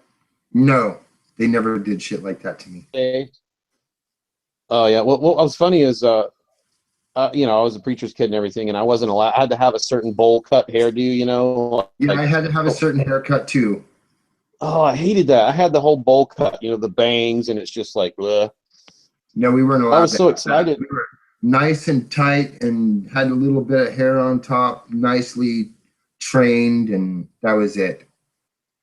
Yeah, when I got older, I could go shorter, but I could never go longer than when I was a kid. I just had bangs, and it was just traditional bowl cut. It wasn't long. It was like super tight. But when I got in the 8th grade, I was so excited because I went looking for the seniors and begged them to give me a mohawk because I could finally get a hairdo. So I went and knocked on the senior kid's house in my neighborhood, and I'm like, "Hey, man, I'm going to be in, high school next year, and I was wondering if you could shave my head." And they were just like, okay. Actually looking for them to give me a haircut because there was no way I'd get in trouble for it. It's just one of the things in East Tennessee they would do is round up all the eighth graders, and most of them would be like, "No, don't cut my hair." But I was like waiting for it, so excited. And got a mohawk, and it was so cool. It's the last time I had a mohawk. A freshman, or the summer of going to be a freshman in high school. I never got to have a mohawk. I did have hair down past my butt. Yeah, it took me a really long time to grow, and I started growing it when I left home at 16, and I already had like shoulder length hair, but I just grew it until it was like, bam. Yeah, I had long hair for years until I guess about 4 years ago. There's like old videos on my channel of the band I was in. I had super long hair, but I don't know. One day I'm just like, I'm just gonna cut it. Plus, I was working outside a lot, and I got tired of the ponytail, and I don't know. It's like I always pulled it back anyway. Why do I even have a ponytail? I never go with my hair down anymore, so I just cut it off, and it felt great. It was like liberating. Liberation. Yeah, when I cut it off, actually, I didn't cut it off. A girlfriend of mine cut it off in my sleep because she was tired of. What? Yeah, she was jealous of my hair because she was extremely jealous of my hair because women always wanted to play with it. So. Wow, dude. Yeah, so I woke up to my braid sitting on the floor. It was insane. Wow, that is like, you can't even imagine. That's like, I was gonna say that's some Samson and Delilah stuff going on, huh? It really was. That's crazy, dude. I was extremely mad. Well, did she have long hair? She did. Oh, dude, you should have done the next night. Her hair wasn't as long as mine, and I wasn't the vindictive type at that time. Yeah, I've never been vindictive either, but I would have been. I would have been hard for me to sleep in the same house if someone did something like that while I was sleeping again. I'd be like, okay, what's she gonna do next? You know, like, zoinks. Oh no, she wasn't my girlfriend after that. No, Oh, okay. I was gonna say, dude. I totally broke up with her. Nice, nice. I Well, I was told her, gonna say, yeah. What? That's get the hell out of my house, never come back. yeah. I was gonna say that's a huge breach of trust in any situation. Someone does something like that while you're sleeping. It's like, yeah, can't sleep in the same house as you. Definitely gonna be locking the doors when I kick you out now. Right. Bye. Yeah, dude. Don't ever come back. Yeah. I hate Done. you.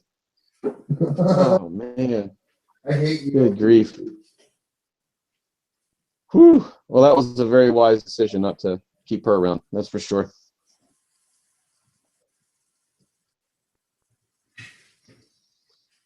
Yeah, I don't know. It's not having long hair though, and then remember, it's always amazing all the different chapters of your life. So having long hair, not having long hair, and the way people treat you, and what clothes you wear, and the way people react to that. It's just so bizarre, you know. Oh no, if I ever wanted anything done with my hair, all I would have to say is, hey, can someone brush this? Hey, can someone braid this? Hey, can you like wrap in my wrap? And it was done. Like I had no Mm-hmm. problems whatsoever. Yeah, they'd be like, I want to do it. Mm-hmm. Yeah, I want to do it. Let me do it. I'll braid your hair.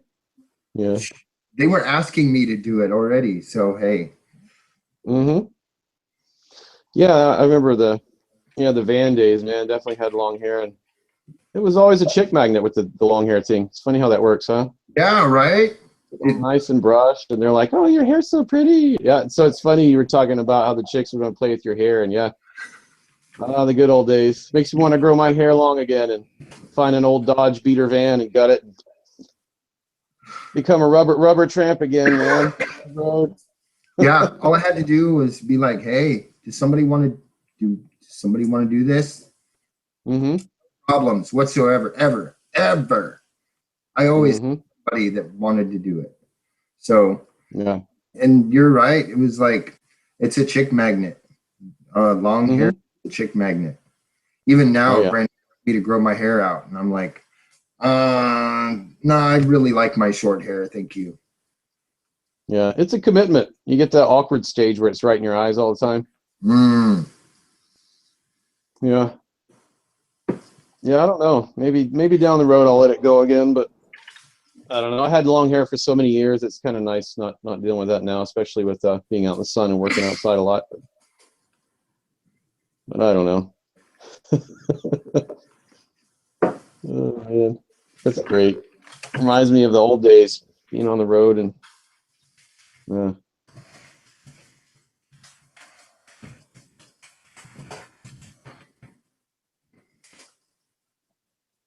Yep. yep. Yep.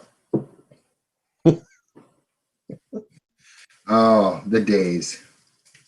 Back in the day. Yeah. Huh. Yeah, now I've had short hair for about 10 years now. Mm-hmm. Yep. Yeah, I'm coming up in about, I guess 6 years, 7 years, but it's I've simplified life a lot now because I don't know. It's just like you were saying, you met the people that say, "Oh, you're 40," and it sounds like you're 80, and a lot of times I think we crammed a lot of experiences in a short amount of time, and now it's kind of like, I'm appreciating not moving around and just putting down some roots for a bit, even just to process all the stuff that's happened for the last 40 years. Yeah, absolutely. I mean, I spent a good portion of the last 25 years, even when I was working, like I'd go when we weren't working, and me and a girlfriend we would just go somewhere, anywhere. Drive to Oregon, Mm-hmm. drive to Washington, and go for the weekend and come back, or um, you know, in the winter when we weren't working so much. We'd take a week off and go somewhere and, Mhm. you know, over Snoqualmie Pass in the middle of winter. And Mhm. and they were like, "You can't go up there without chains." And I'm like, "Watch me." Yeah. The Snoqualmie Pass is like the roughest pass in Washington. So Mhm. yeah, one year we went through there and they closed the they closed the gate behind us. So we were the last Mhm. car in before the gate closed. And man, I'm telling you, it was like whiteout conditions. And here I am Wow. just driving the road. I don't care. Whatever. Oh man. Yeah, that was always the thing I think too. People like us, as soon as someone says you can't do that, it's like now I really have to do it. Right. And you know what, I loved the West. I really loved the West because it was just so beautiful and so, um, it was just so amazing. And I'm glad that I live on the East Coast right now because of what's happening with the Ring of Fire and Mhm. um, and all the major fault lines in Mhm. on that side of the country. Um, wow, they're Yeah. all connected to the Ring of Fire in some way, shape, or form. So Mhm. um, I have a feeling that over the course of the next year, Mhm. maybe in the year, that I think Yellowstone's going to blow. Yeah. Yeah, that's the thing where I'm located. I'm about 80 miles from the in Oregon, 80 miles from the coast, and I've got kind of mountains around me, and it's not an earthquake-prone area, but you know, as far as like any major thing happening, who knows how it would affect things? But yeah, Yellowstone, man, that would affect you guys there even. It would black out everything. It'd affect the whole eastern It'll be an hemisphere. ash cloud for a very long way, thousands of miles. Hmm. Oh yeah, yeah, and that's the thing is it's ever changing. Uh, Never knowing when it's going to blow, but certainly will one day. Maybe tomorrow, maybe 10 years from now, or next year, or yeah. I always tripped out thinking about how mountains are slow motion waves. Only it takes a million years for them to break. Sometimes quicker. Yeah, yeah. Ripples. These ash clouds will be so huge that, and you know, I don't agree. I don't agree with all the projected stuff, and I don't at all because ash Hmm. settles, and although it's going to go up into the atmosphere and whatnot, because it is going to be a giant explosion. It really is. Um, Hmm. they proved that from the last time that it exploded. It left ash all the way to the east coast and probably Hmm. be so. But I don't believe that it'll be up in the air as uh, Hmm. Mike sent you a message there. yeah, I got it. Yep. Oh, cool. Yeah, that's I'm kind of you know it's east of me, northeast of me. But yeah, it would definitely change the country to the east there if that super volcano blows there, Yellowstone.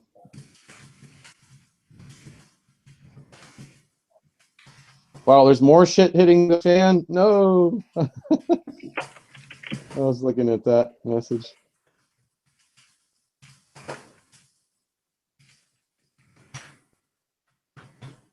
Oh man, I hate to hear that.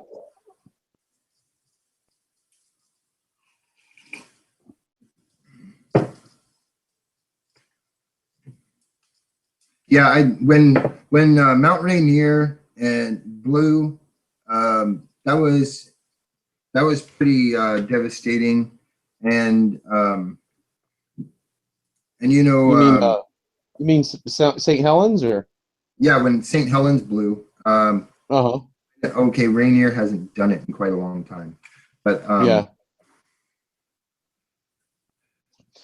Yeah, it's crazy. I was at a yard sale with my daughter, and the lady running the yard sale gave her this little seal, and she was like, "Oh, here, take this." And I got it home and I flipped it over, and it said "Made from ashes from Mount St. Helens." I was like, "Wow!" They had little souvenirs made from the ashes of it, and just a little reminder there of, oh, it's all temporary, it's all transitory, but yeah, you got to do something with all that shit.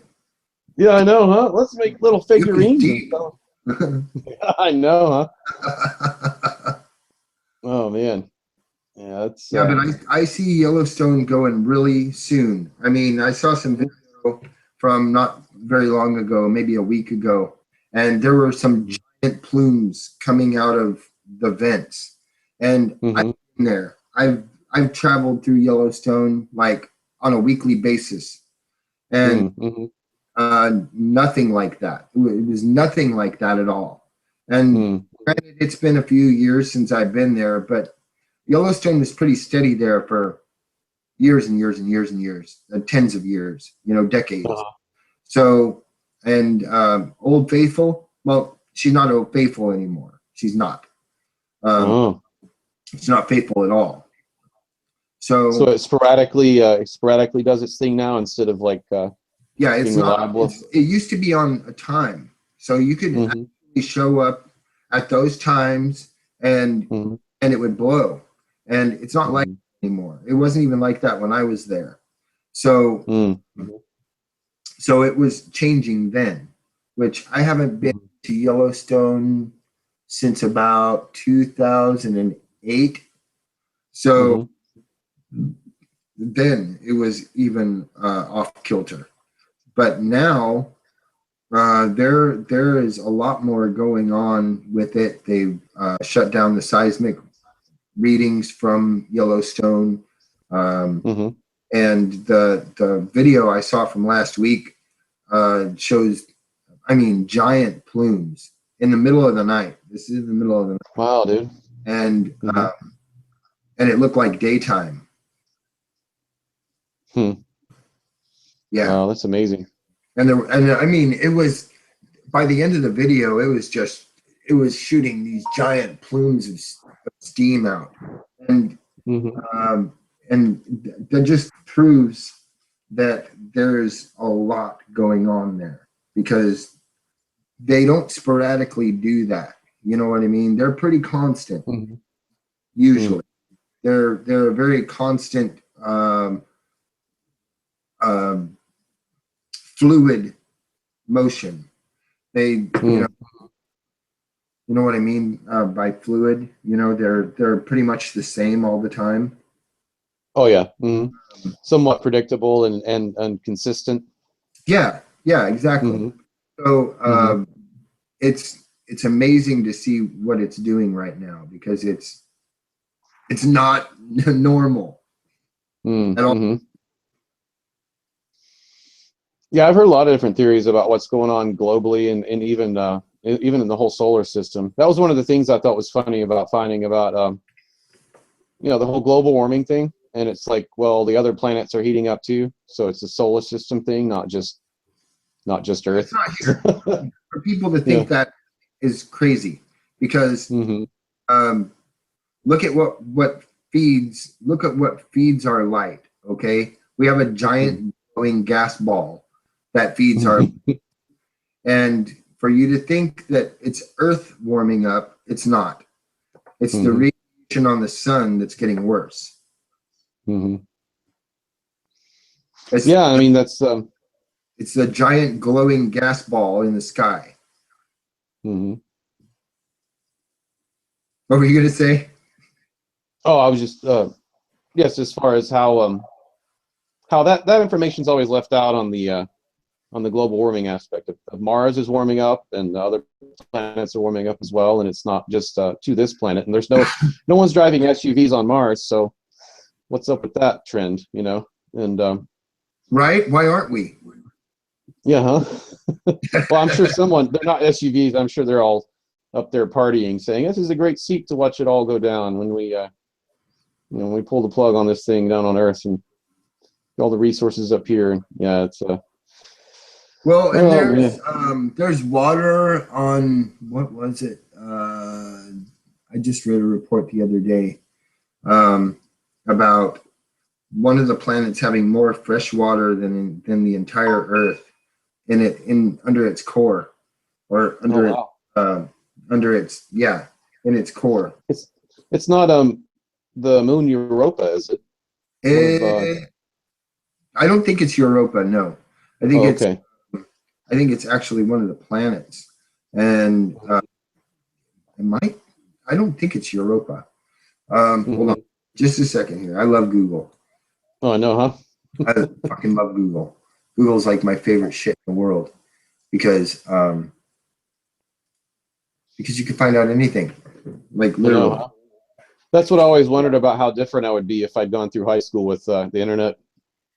Dude, I would be a genius. That's one thing about our generation, man. We're the last ones to make it through without cell phones or the internet. Yeah, Last but generation. I had libraries. I know, huh? Dewey Yeah, Decimal System. yeah. No, but I wonder if people even know what that is anymore. I mean, like Dewey younger Decimal kids. System, the library reading Yeah. cards, Yeah, I remember you got a library little, reference cards. you pull out the little drawer, and I always love the smell of libraries. I still love the smell of libraries and bookstores, man. It's just Oh like, yeah, old you know, books. Mm, oh, I love oh that. yeah, the smell of paper, the smell of It was real books. it was so exciting to go on the hunt. You're like, you want to find a certain topic, and then you had to go through the Series, card, pull out the indexes, and flip through, and then you get the number. You write it down on the paper, and then you go to the shelves, and you go on the hunt, and then there it is, the book. And you sit down and look through it. Oh, it's just awesome. right? No, it's the Wow. Planet series, Mm-hmm. the Oh, what Dwarf planet was that? series, huh? Oh, the Dwarf Planet series. Series, yeah. Nice. CERES. And that's way out there, isn't it? Past isn't it past Uranus or something? It is very deep in the Pluto. solar system. Yes, Wow. very very deep. It is. Let's see. Because there's water vapor detected in the asteroid belt. Well, Um, you know that Mars has no, ice it's caps. yeah. Isn't that amazing? I mean, And it's like, if the sun is super, because what it's going to do, it's going to supernova. Um, uh-huh. because that's what stars do. They supernova. Oh yeah. Hmm. And I used to love that show Nova, and Oh yeah. Hmm. I watched that all growing up. So I mean, I was in the astronomy club, and Hmm. I was in all that stuff when I was growing up. So when you're Mormon, you do all that stuff because that gets you away from church and Yeah, I it know. keeps you away from having to go home early and enduring the grueling life that it is. Yeah. So I found extreme ways to stay away from home, and that Hmm. was one. I was in the astronomy club, and I was in that kind of stuff, even like in the fourth, fifth, and sixth grade. Um, I watched Nova, and I watched all these informational shows, and I went to the library, and I was in the library every day, Hmm. and so I mean that's where my whole life was learning. Period. I Hmm. mean that's what I've done my entire life is learned, Hmm. and traveling and being a vagabond was just another learning experience for me. And Hmm. say, oh, well, don't. I mean, are you happy this way? Fuck yeah, I'm happy this way. I get to see a different world every day. I get to experience life on a different level. Hmm. Um, and I meet great people who just walk up to me nonchalantly with a bowl and ask me if I want to smoke. Yeah, Hmm. yeah, of course I'm happy.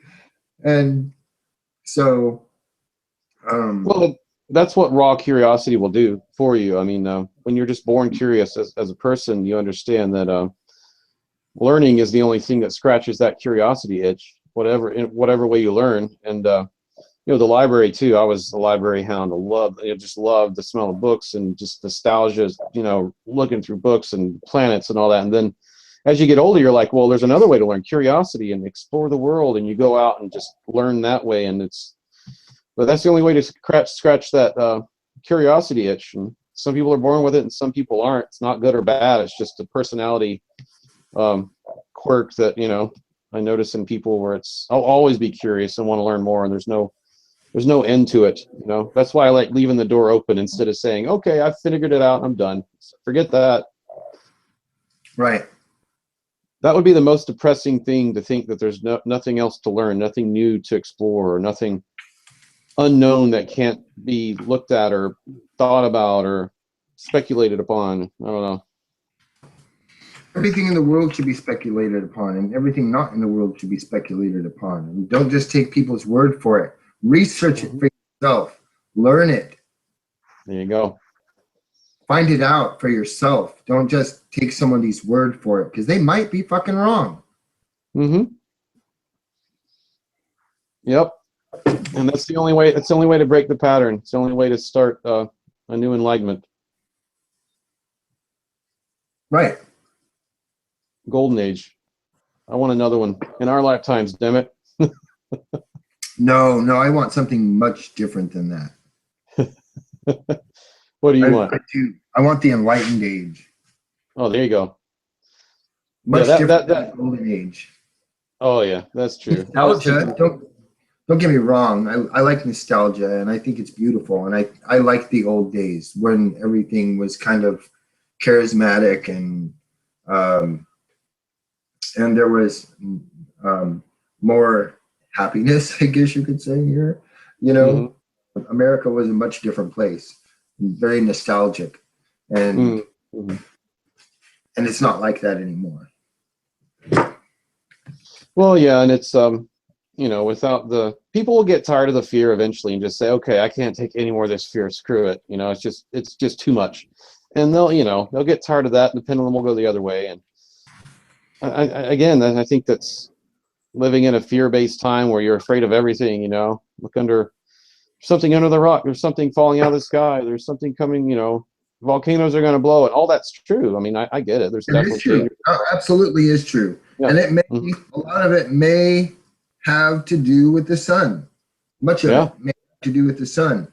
We know that CMEs, coronal mass ejections, have to do with the magnetism on Earth. And we know that M flares and C flares and X flares have a lot to do with the magnetism of the Earth. Period. X flares and M flares, which are the two of the higher magnetic flares that also carry particles in with them.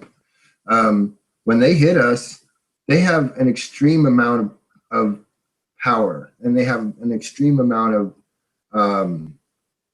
volatility with our atmosphere. So, but that's what created the Carrington event in the 1880s. Oh yeah, Russia, wasn't it? No, that was here. Oh, that's right. I was thinking of the Carrington event that fried all of the telegraph lines. There you go, telegraph lines. Yes. So, and that was only 1880s. I mean, that was just that was 100 years ago. More than 100 years ago.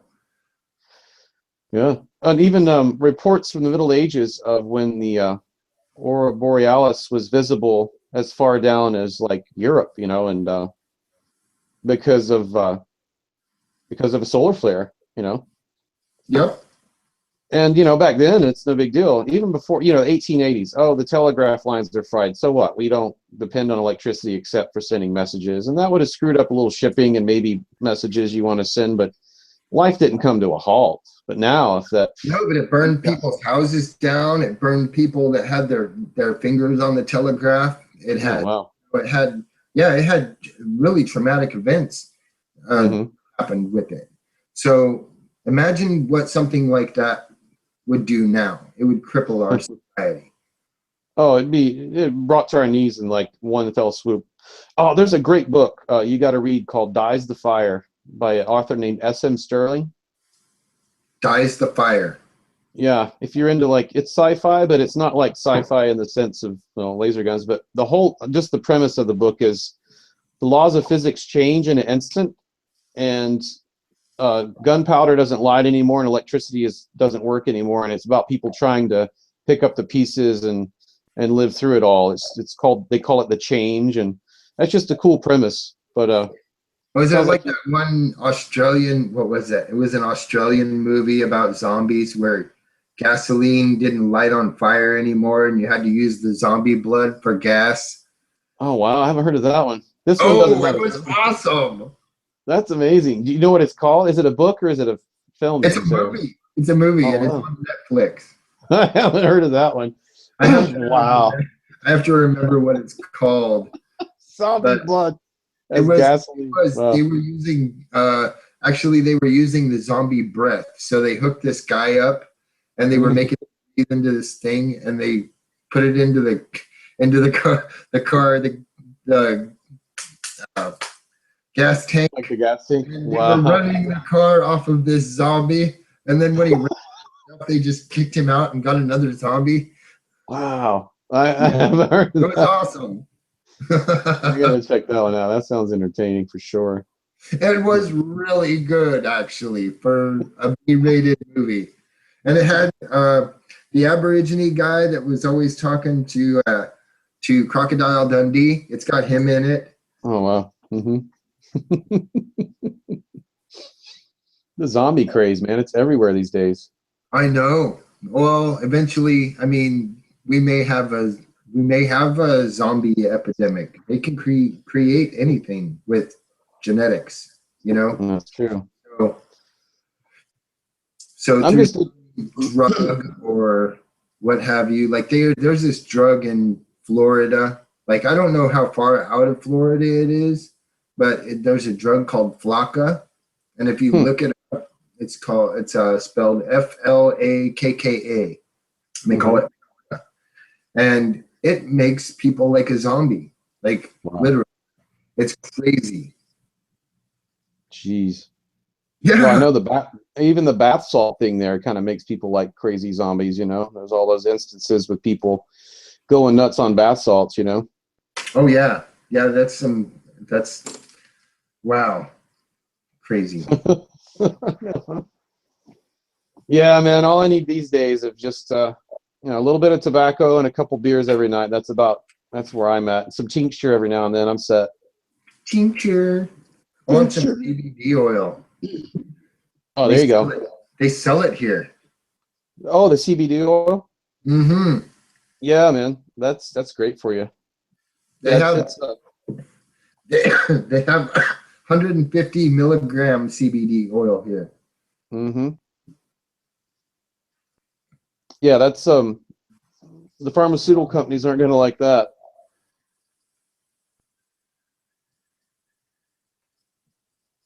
They're going to No. cut into their business there. Well, especially Preventative. I mean CBD oil by definition is it is the best stuff um, in marijuana. The CBDs in marijuana are actually some of the better components for cancer, for curing cancer. Mm-hmm. And although although maybe maybe the THC has a lot to do with it, I really do believe that because Mm-hmm. it itself helps with the pain. No, Mm-hmm. so yes. Yeah, and even the sedative nature of it, as far as like instead of popping Xanax, do a tincture, pig out, sleep really good, and fight cancer all at once. Yeah. Side effects: you may get a good night's rest, and you may get hungry. That beats the commercials that I've heard as far as side effects. Yeah. Oh, you got to do recording of your Spiffy commercial, dude, and put it on your channel. Oh, I think I'm going to. You got to do it. That was awesome, man. Did you like that? Oh, that was really great. Yeah, you got to put it up as like a, video on there. Yeah. Yeah, I really want to do a video, but I have to figure out how to do it first. If you got like any kind of video editing thing on your computer, you can just dump any kind of video in there. But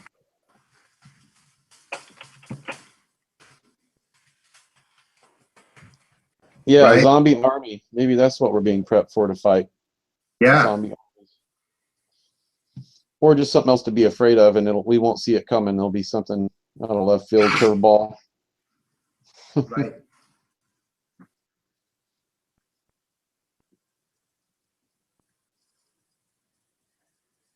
Yeah, it's hard to say, man. There's so much coming at us these days. We're definitely hitting the pinnacle, crossroads of something big. I don't know what it is, but I think everybody feels it. That's why everybody's looking around everywhere now, because it's all coming to a head at the same time. Exponential graph reaches its peak, and who knows, man. There is a large group of us that are looking around, but there's also a lot of people that aren't. And I notice it when I go out into public. Oh, I And know, huh? just nonchalantly, man, I eat at a restaurant and I am constantly fucking looking around. Oh, yeah. And that might be part of because of my walk across the U.S. It might, possibly be part of that.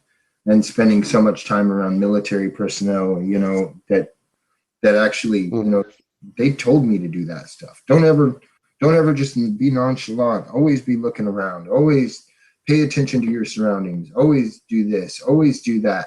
Never do this. Never do that. So I actually, in a lot of ways, spend a lot of time learning military stuff. Mm-hmm. It wasn't all just to walk in the park. It really wasn't. It was some really arduous stuff. And I went through a couple of training camps, private training camps, but nonetheless, they were difficult, and I spent a week in each one. So it was not all fun. Like, it was kind of crazy. Well, and a big thing too is lacking these days is situational awareness in public, because everybody's staring at their phones. It's like there is no situational awareness. It's like that's one of the big differences now. Before the cell phone thing came along, everybody's staring at their cell phone. Situational awareness is zero for a lot of people. I don't feel really any desire to go out in public anymore. Actually, it's changed so much. I used to really enjoy cities and all the excitement and even going into random. But I feel a strong urge now to stay out here and live rurally and to only go into town if I absolutely have to. And it's not that I live in town, but I live I live in town, but I live like not in the centrifuge of everything. Yeah, and that's you probably it's, I don't know if it's just me, but it's not that I'm afraid of going to town or I have some fear of it. It's just I much prefer just being around the neighborhood here where there's space and there aren't crowds of people or traffic anymore, and I just feel a strong urge to stick around here for a while. Yeah, I hate going into town though. It's not fun. Yeah, we talked about the whole title thing at the beginning there. Yeah, I can't even go out in public without watching everything, honestly. I don't care if I'm shopping or sitting in a restaurant. I sit in the back of the restaurant. The girls always want to just pick a place. I'm like, no, let's go back here. Where I can the corner place. Because if some shit goes down, I'm not gonna be scared of it. I'm gonna run right towards that shit. And I want them to be as far away from it as possible. So I sit on the opposite side of the table. I watch the whole restaurant or wherever we're at. And you know what I mean? And then that's the details of situational awareness of when you enter a room, you know where the exits are, and you never sit with your back to the door. That way you can see all entrance points and you know how to get out. And it's just, you don't think about it. You just stroll in and just like, well, I hope nothing happens. But that's just that situational awareness wherever you are. But yeah, it's a good thing to be aware of. And you know, most people take it for granted, but I'm the same way too. I always like sitting in the back corner and, okay, there's the exit, there's the main door, and you know, take it from there, but without being super paranoid, but just being aware of it and still enjoying myself. But yeah, that's all you can do, really. Oh yeah. Oh yeah. Somebody asked if I have a bug out bag. Are you kidding? My bug out bag's right fucking here. Oh yeah.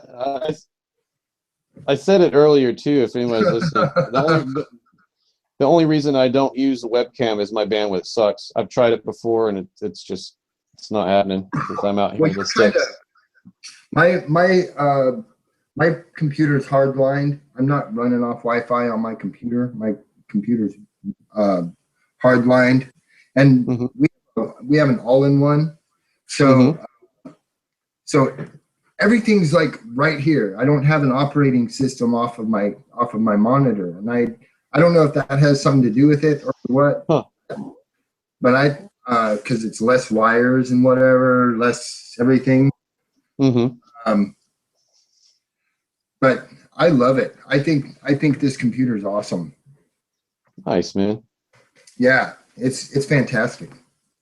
Yeah, I don't use Wi-Fi, but my computer's plugged directly into this weird looking antenna on top of the house. It's just a square white thing with lights on the back that's pointed to a tower on the mountain that bounces the signal through this valley here.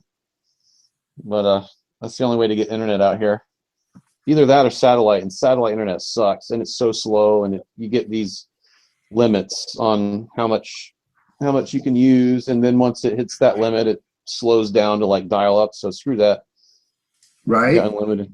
Yeah, it's terrible. Had it once where I lived up this different rural place, and it was awful.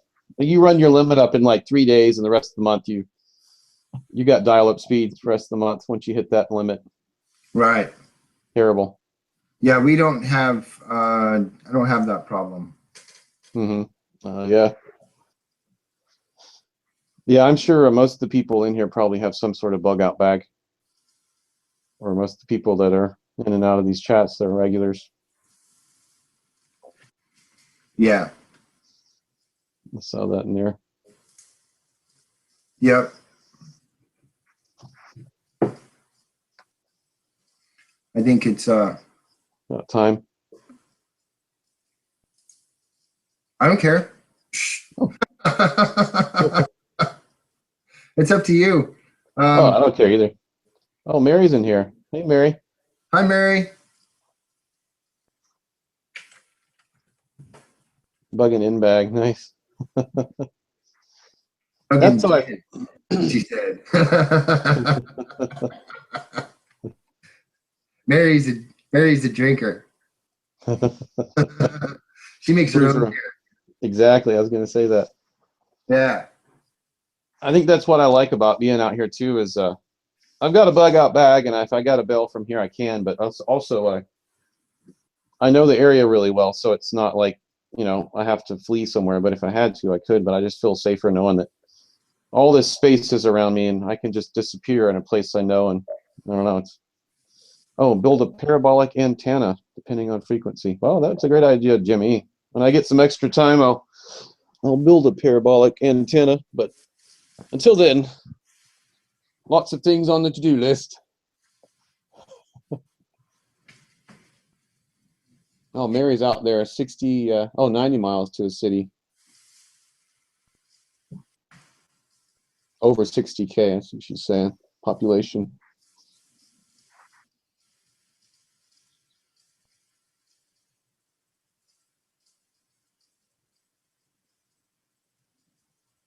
Yeah, I like wandering around the area and getting lost in the woods still. And trying to get lost on purpose and find your way back just by visual markers. That's always a good experience.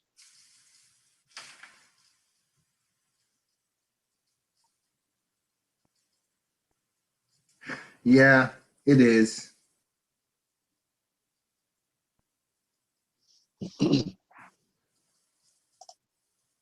Let's see here.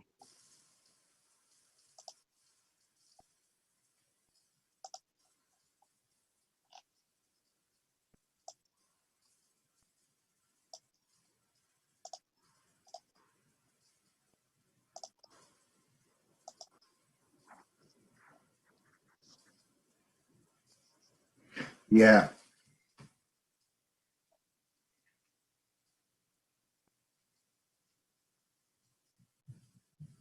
Yeah, the rural life for me from now on out. I couldn't imagine having to go back to a populated area and live in some townhouse or something. That would be hell pretty much for me at this point. I've been spoiled back to my roots. I grew up rural and then I returned to rural living, and gotta say I don't have any aspiration to not live rurally the rest of my life. Because it's getting weird out there, man. It's getting weird in this. I loved rural life. Absolutely loved it. One, scratch over there. One, just scratch over there. No good scratch. What's up? Oh, my cat. Oh, gotcha. Yeah, I've almost got him trained, man. Almost got him trained. Nice. That's impressive, man. Cats are definitely the hardest animal to train ever. I pretty much only have to snap my fingers, kind of like a dog now. Mm-hmm. Yep. They'll come right to me. I tell my male cat to get up on his perch. I got a suction cup window hanger for him so he can lay in it. He likes to look out the window. So suction cup hanger, and I just tell him to go up on his perch. And he'll get right up on there. Yep. Yep. Nice. Oh, I thought you said what, and I was like, oh, I didn't say anything. Oh, I said yep. Oh, yeah. I was like, later. I didn't say anything. I don't think I did. Yeah, that's the thing about where I'm at, being surrounded by animals, and I'm really excited. My friend's moving a mile up the road. He got placed there, and he's getting all of his animals moved in, and it saves me from getting. I was thinking about getting some goats, but no, it's a lot. It's a big responsibility to get milk goats. But he's got some, and so now me and my daughter can just visit his goats, and I don't have to commit to a. Goat cheese is really good too. Oh yeah, goat milk, man, it's the way to go. And they've got to milk them every day, so. I like goat cheese. I don't know about goat milk, but I've had goat cheese. I dated this Mexican girl for a while, and her family always had fresh goat cheese with dinner. And like it took a while to get to go to dinner, with her. And our first dinner was at her house with her family, and so it was it was pretty amazing. Yeah, well, it's close to having goat milk because if you've had fresh goat cheese, then it's probably was it soft cheese or was it a wheel? Yeah, it was soft cheese.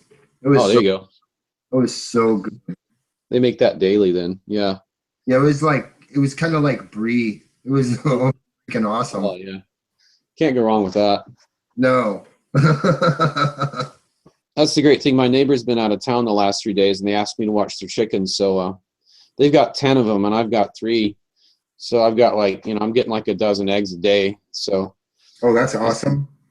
So what I do is when you get that many eggs, you can let them pile up a while because as long as you don't wash them, they're sealed, and you can just keep them on the counter. Yep. But there's a great recipe. I know that. Yeah, that's the thing is they wash all the commercial eggs and they're refrigerated. But if you got fresh eggs, you don't ever wash them. Just leave them dirty and put them in the carton. You wash them right before you use them, but not until then, because the chicken has a natural protective layer, and if you wash that off, then the egg will rot. But otherwise, it'll be fine. Right, and as long as they're not incubated, they won't form into a chicken. Oh yeah, it's not fertilized. If you don't have a rooster, then it's never not gonna turn into a baby chickens. But yeah, it's Right. protected as long as you don't wash them. But there's a great recipe. Isn't it weird that you can lay that egg and then the rooster comes and fertilizes it? Isn't that weird? It's crazy. It's Like, how does it fertilize it through the freaking shell? oh, you mean roosters? I don't think roosters fertilize the eggs after they're laid. I think it's Okay, that's what I thought. yeah. Oh yeah, no. Yeah. Oh, I got yeah. No, the roosters definitely have their way with the hens to fertilize the hen, and then the egg is fertilized, but not after it's laid. The rooster can't do anything to the egg. Yeah, that'd be crazy. That would take one monster cock. Get it?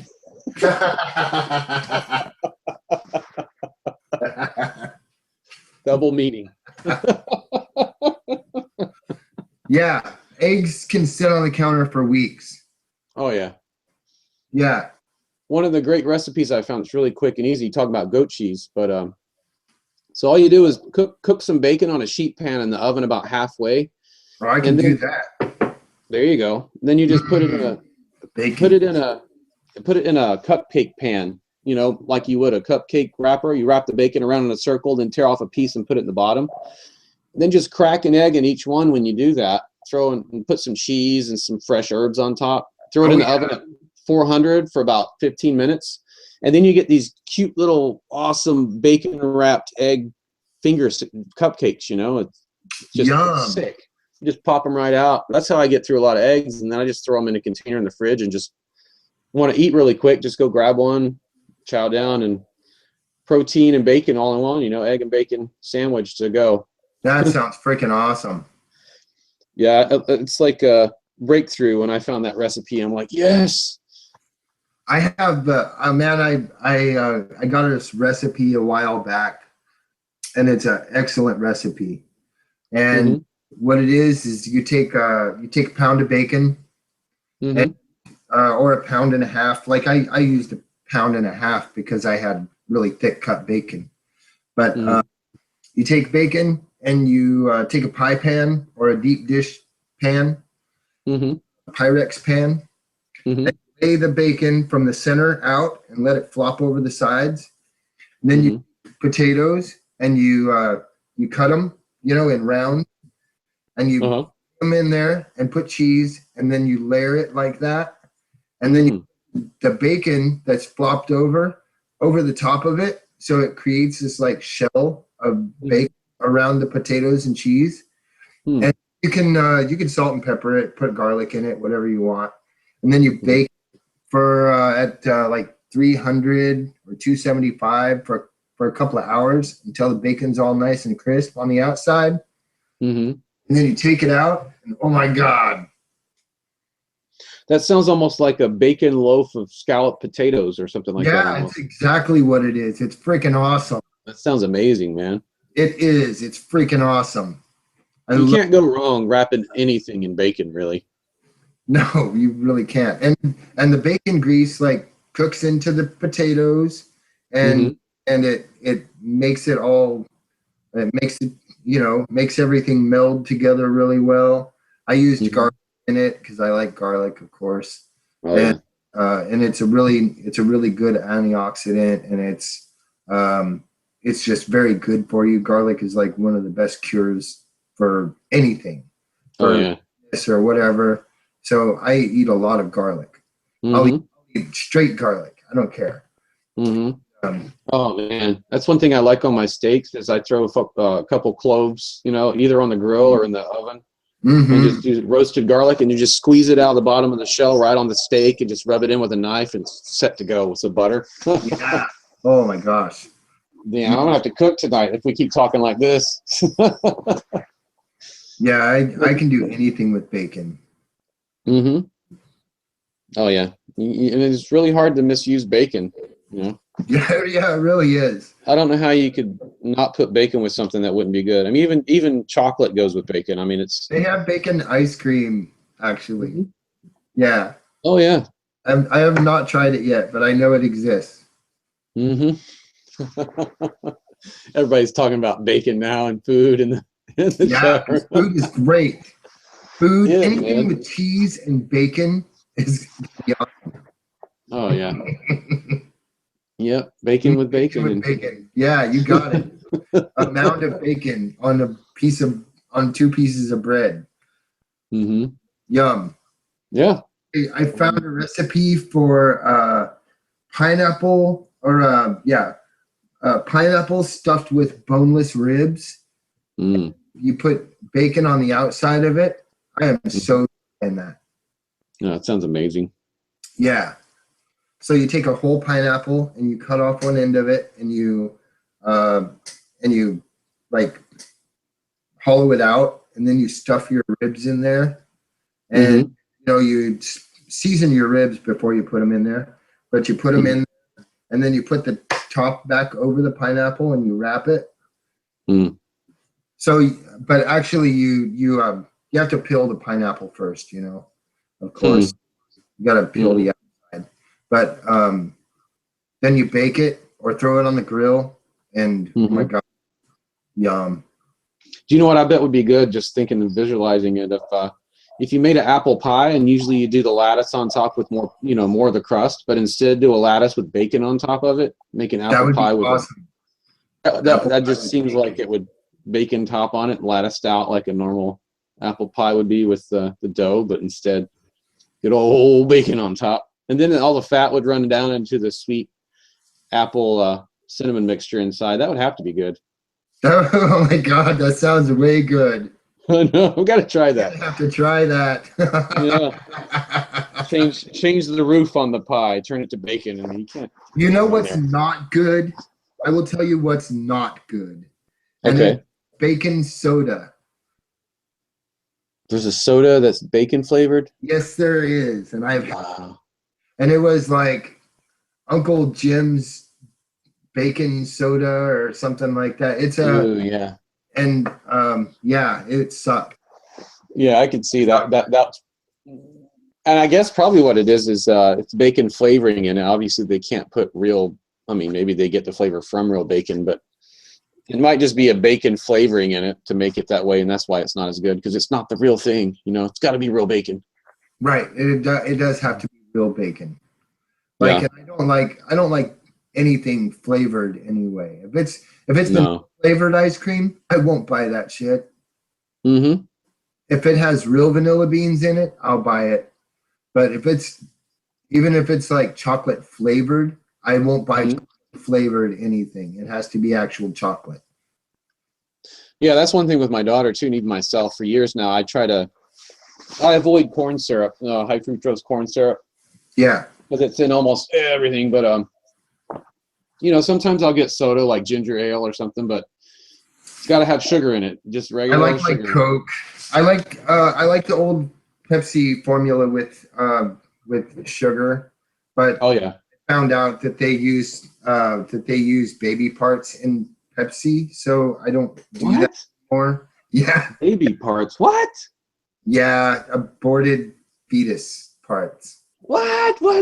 How's that possible? Not joking at all. Not joking. I haven't heard that, man. That's just crazy. Yeah. Well, I mean, why would they? Something I read. Wow, dude, I got to look that up, and that's crazy because that's that's what led to mad cow disease. They were feeding cows cow. Yeah, and that's what leads to chicken, whatever the hell it is, some kind of chicken disease too. Is they were crushing up dead chickens and putting them in the feed. So, oh, geez. Yeah. Mm-hmm. Well, if you start feeding humans human parts, then you get, the madness and mad cow in humans, and that could lead to a zombie outbreak. Absolutely. Well, look at cannibalistic cultures, and they're fucking crazy. Mm-hmm. Oh, yeah. Yes. That's definitely the line that's crossed in a lot of cultures that they don't come back from. You're no longer human when you start doing that.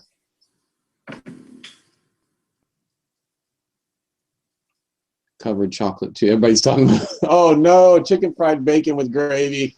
I knew someone would bring up gravy. Anything with gravy is good. Yeah, I am a gravy whore.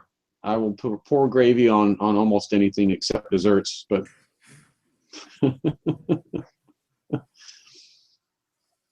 Man, all this food talk.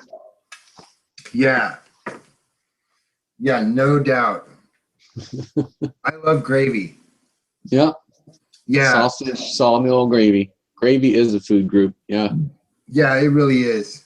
Mm-hmm. Dip my fried Yeah. chicken in brown gravy. I dip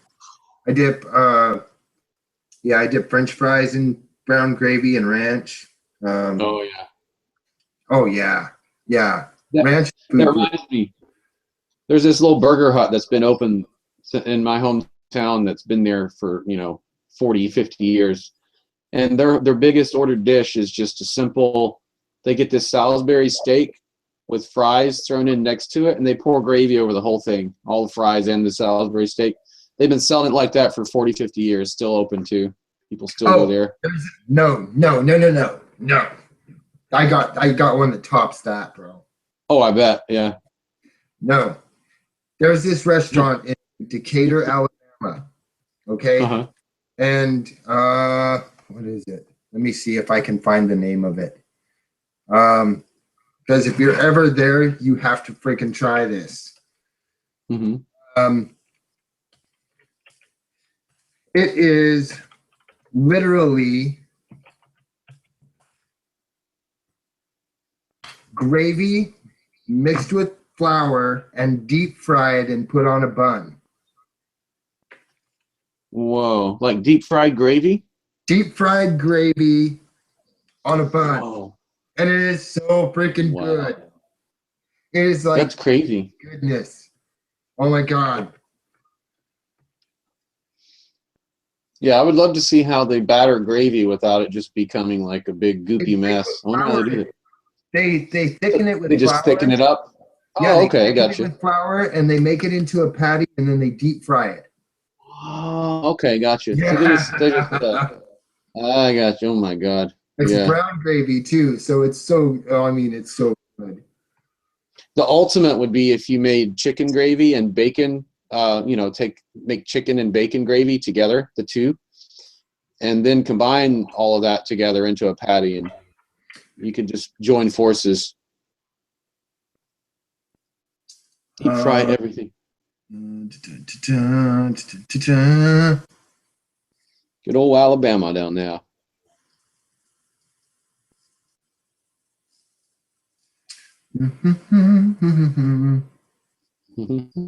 Gator burgers. Let me see. I'm looking. Penn's Burgers. No. Uh,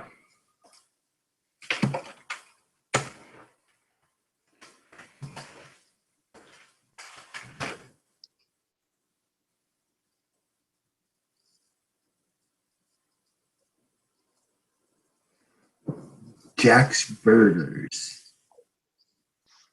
Maybe.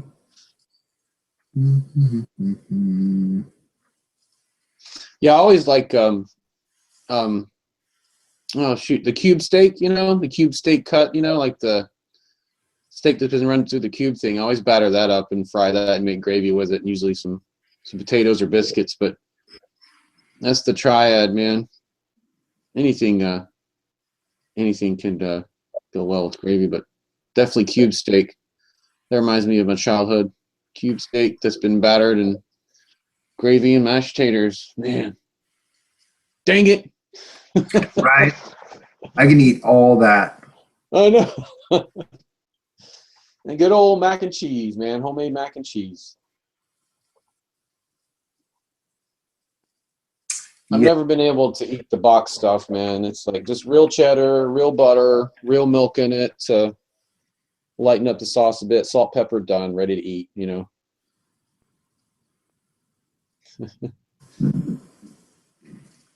City Cafe.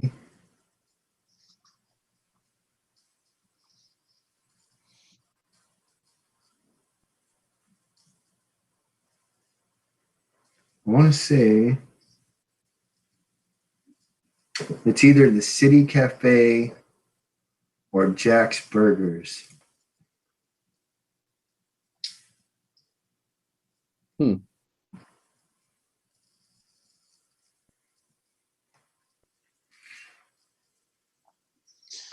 Yeah, I always make my beef gravy. Like I'll do a roast in either the crock pot or and I'll pour a little beef stock in there, and then I just take a ladle and put it out into a pan. And I always like making my beef gravy or chicken gravy with milk and flour. Just makes it creamy and a little butter. I guess Right. that's more of almost like a bechamel sauce, but with the stock in it is the only difference. And salt it up, and it's ready to go. But I do the same with turkey gravy, beef gravy, or chicken gravy. But gravy for Yeah, I president. mean, I had a buddy of mine that took me to this restaurant when I was in Alabama, and he's like, "You got to try this," and I'm like, "What is it?" He says, "Just try it," and we ordered like four of them a piece, and oh Mm-hmm. my God, it was just amazing. Mm-hmm. That sounds crazy, man. It was amazing. It was like greasy gravy goodness in a bun. It was amazing. I'm like, what is this? He said it's gravy. Gravy patty. It's Wow. gravy. Like, yeah, it was a gravy patty. Oh my God. I'm surprised they don't sell frozen gravy patties. That's because nobody knows. It's funny. Someone just said, "Go to a Southern Baptist homecoming." It's like, oh yeah, there's gravy everywhere. And I remember those. They have homecoming in the spring or summer where they have everybody brings like a potluck, and in the South, it's just a big feast. Yep. Yeah. Yep. Big potlucks are not just a Southern thing. They're Mm-hmm. definitely a Mormon thing too, actually. Mm-hmm. Yeah. Yeah, there's got to be a way to have all that without having to have any religious identity. Why can't we just live in communities and do that anyway? Hey, hippies do that. We have potlucks. Exactly. Yeah. Yeah, we do. Mm-hmm. Like you can even look it up on the Rainbow site. There's potlucks Uh-huh. all over the place. Yeah, Yep. the rainbow gatherings too. Yeah, yeah, yeah. Mm-hmm. A rainbow gathering is just a giant potluck anyway, with games Yep. and all kinds of stuff anyway that lasts for a long time, Mm-hmm. like Oh a yeah. month or more. Mm-hmm. But it's much more than just that. That's really our family gathering. Yeah. Mm-hmm. People are asking me right now if I'm going to the one in July, and I'm like, I don't know. Honestly, I just landed a fantastic job, which I'm supposed to start tomorrow, Oh and man. Mm-hmm. yeah, and actually, it's a hell of a job. That's not something I'm Nice, dude. up. I'm gonna make like $50,000 a year. So That's awesome, man. yeah, and it just landed in my lap, Mm-hmm. There you go. and That those sounds amazing. it yeah, and I'll be not only will I be a contractor, but Mhm. uh, but I'll be a supervisor for a construction company. So That's awesome, man. What time do you yeah, start tomorrow?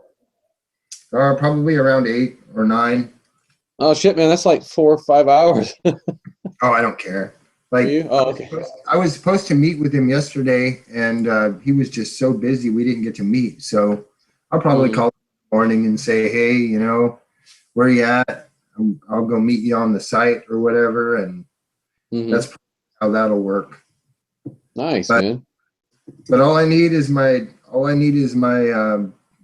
my driver's license because I've never had one, so I have to Uh-huh. get. And in order to get one, I have to wait for my birth certificate. So that's going to take me at least a month. But Gotcha. but after I have my driver's license, I've already got a Mm-hmm. company, everything. That's awesome, man. Yeah, That's amazing. It's funny how things just work out sometimes, huh? When by you're not looking borrowing for it. somebody a rake. You let them borrow a rake, and that's how you found it? Mm-hmm. That's awesome. Yeah, man. Yeah, because he told me he was working on the house down the street. And I said, oh yeah, they've been working on that for a little while. And he said, yeah, I have. And he said, it's been tough because I have a bunch of other stuff I got to do. I said, well, you ever need any help? He's like, yeah, I do. I need a supervisor right now. I said, hello. It's like bingo. No, that's great. Yeah, that's just those twists and turns that come out of nowhere from the strangest things sometimes. Butterfly effect, you know? Yeah, absolutely. I agree. Mm-hmm. I definitely believe in the butterfly effect. Mm-hmm. Yeah, and it's something that when you see it, it's like, you know it's real. You don't have to believe it anymore. It's like, yeah, I've seen it happen. It's like the weirdest course of events, starting from the strangest things, like someone bumming a smoke off of you, or you letting them borrow a rake or whatever, you know, and then it turns into this whole change in your whole life. It's just like, oh, okay, cool. Let's try this one out. Mm-hmm. Yep, that's true. Mm-hmm. That's amazing. Well, I think I'm going to have to get off here soon, dude. Yeah, I'm gonna have to go too. But... We went a little longer than I thought we were gonna go anyway. But thank you everybody for coming, and we'll probably be on again tomorrow night, or at least I will. So, thanks, dude, thanks for inviting me on again, man. It was fun. Thank you for coming on, man. Always enjoy it and appreciate it. Yeah, it's always good conversation, and we always touch on some really deep subjects. I love it. It's nice to go all over the place. Just chase the hound, you know, release the hounds and just run wild with it. Right? Mm-hmm. There they go. I'm going to try to tree that truth wherever it goes, you know. Try to tree it. So thank you, everyone. Have a good morning now. Well, it's midnight for some of you, but it's 3 o'clock here in South Carolina. So in FEMA Region 4. And see you on the flip side. Good night, everybody. I'm Damien. Stand up against tyranny. Have a good night.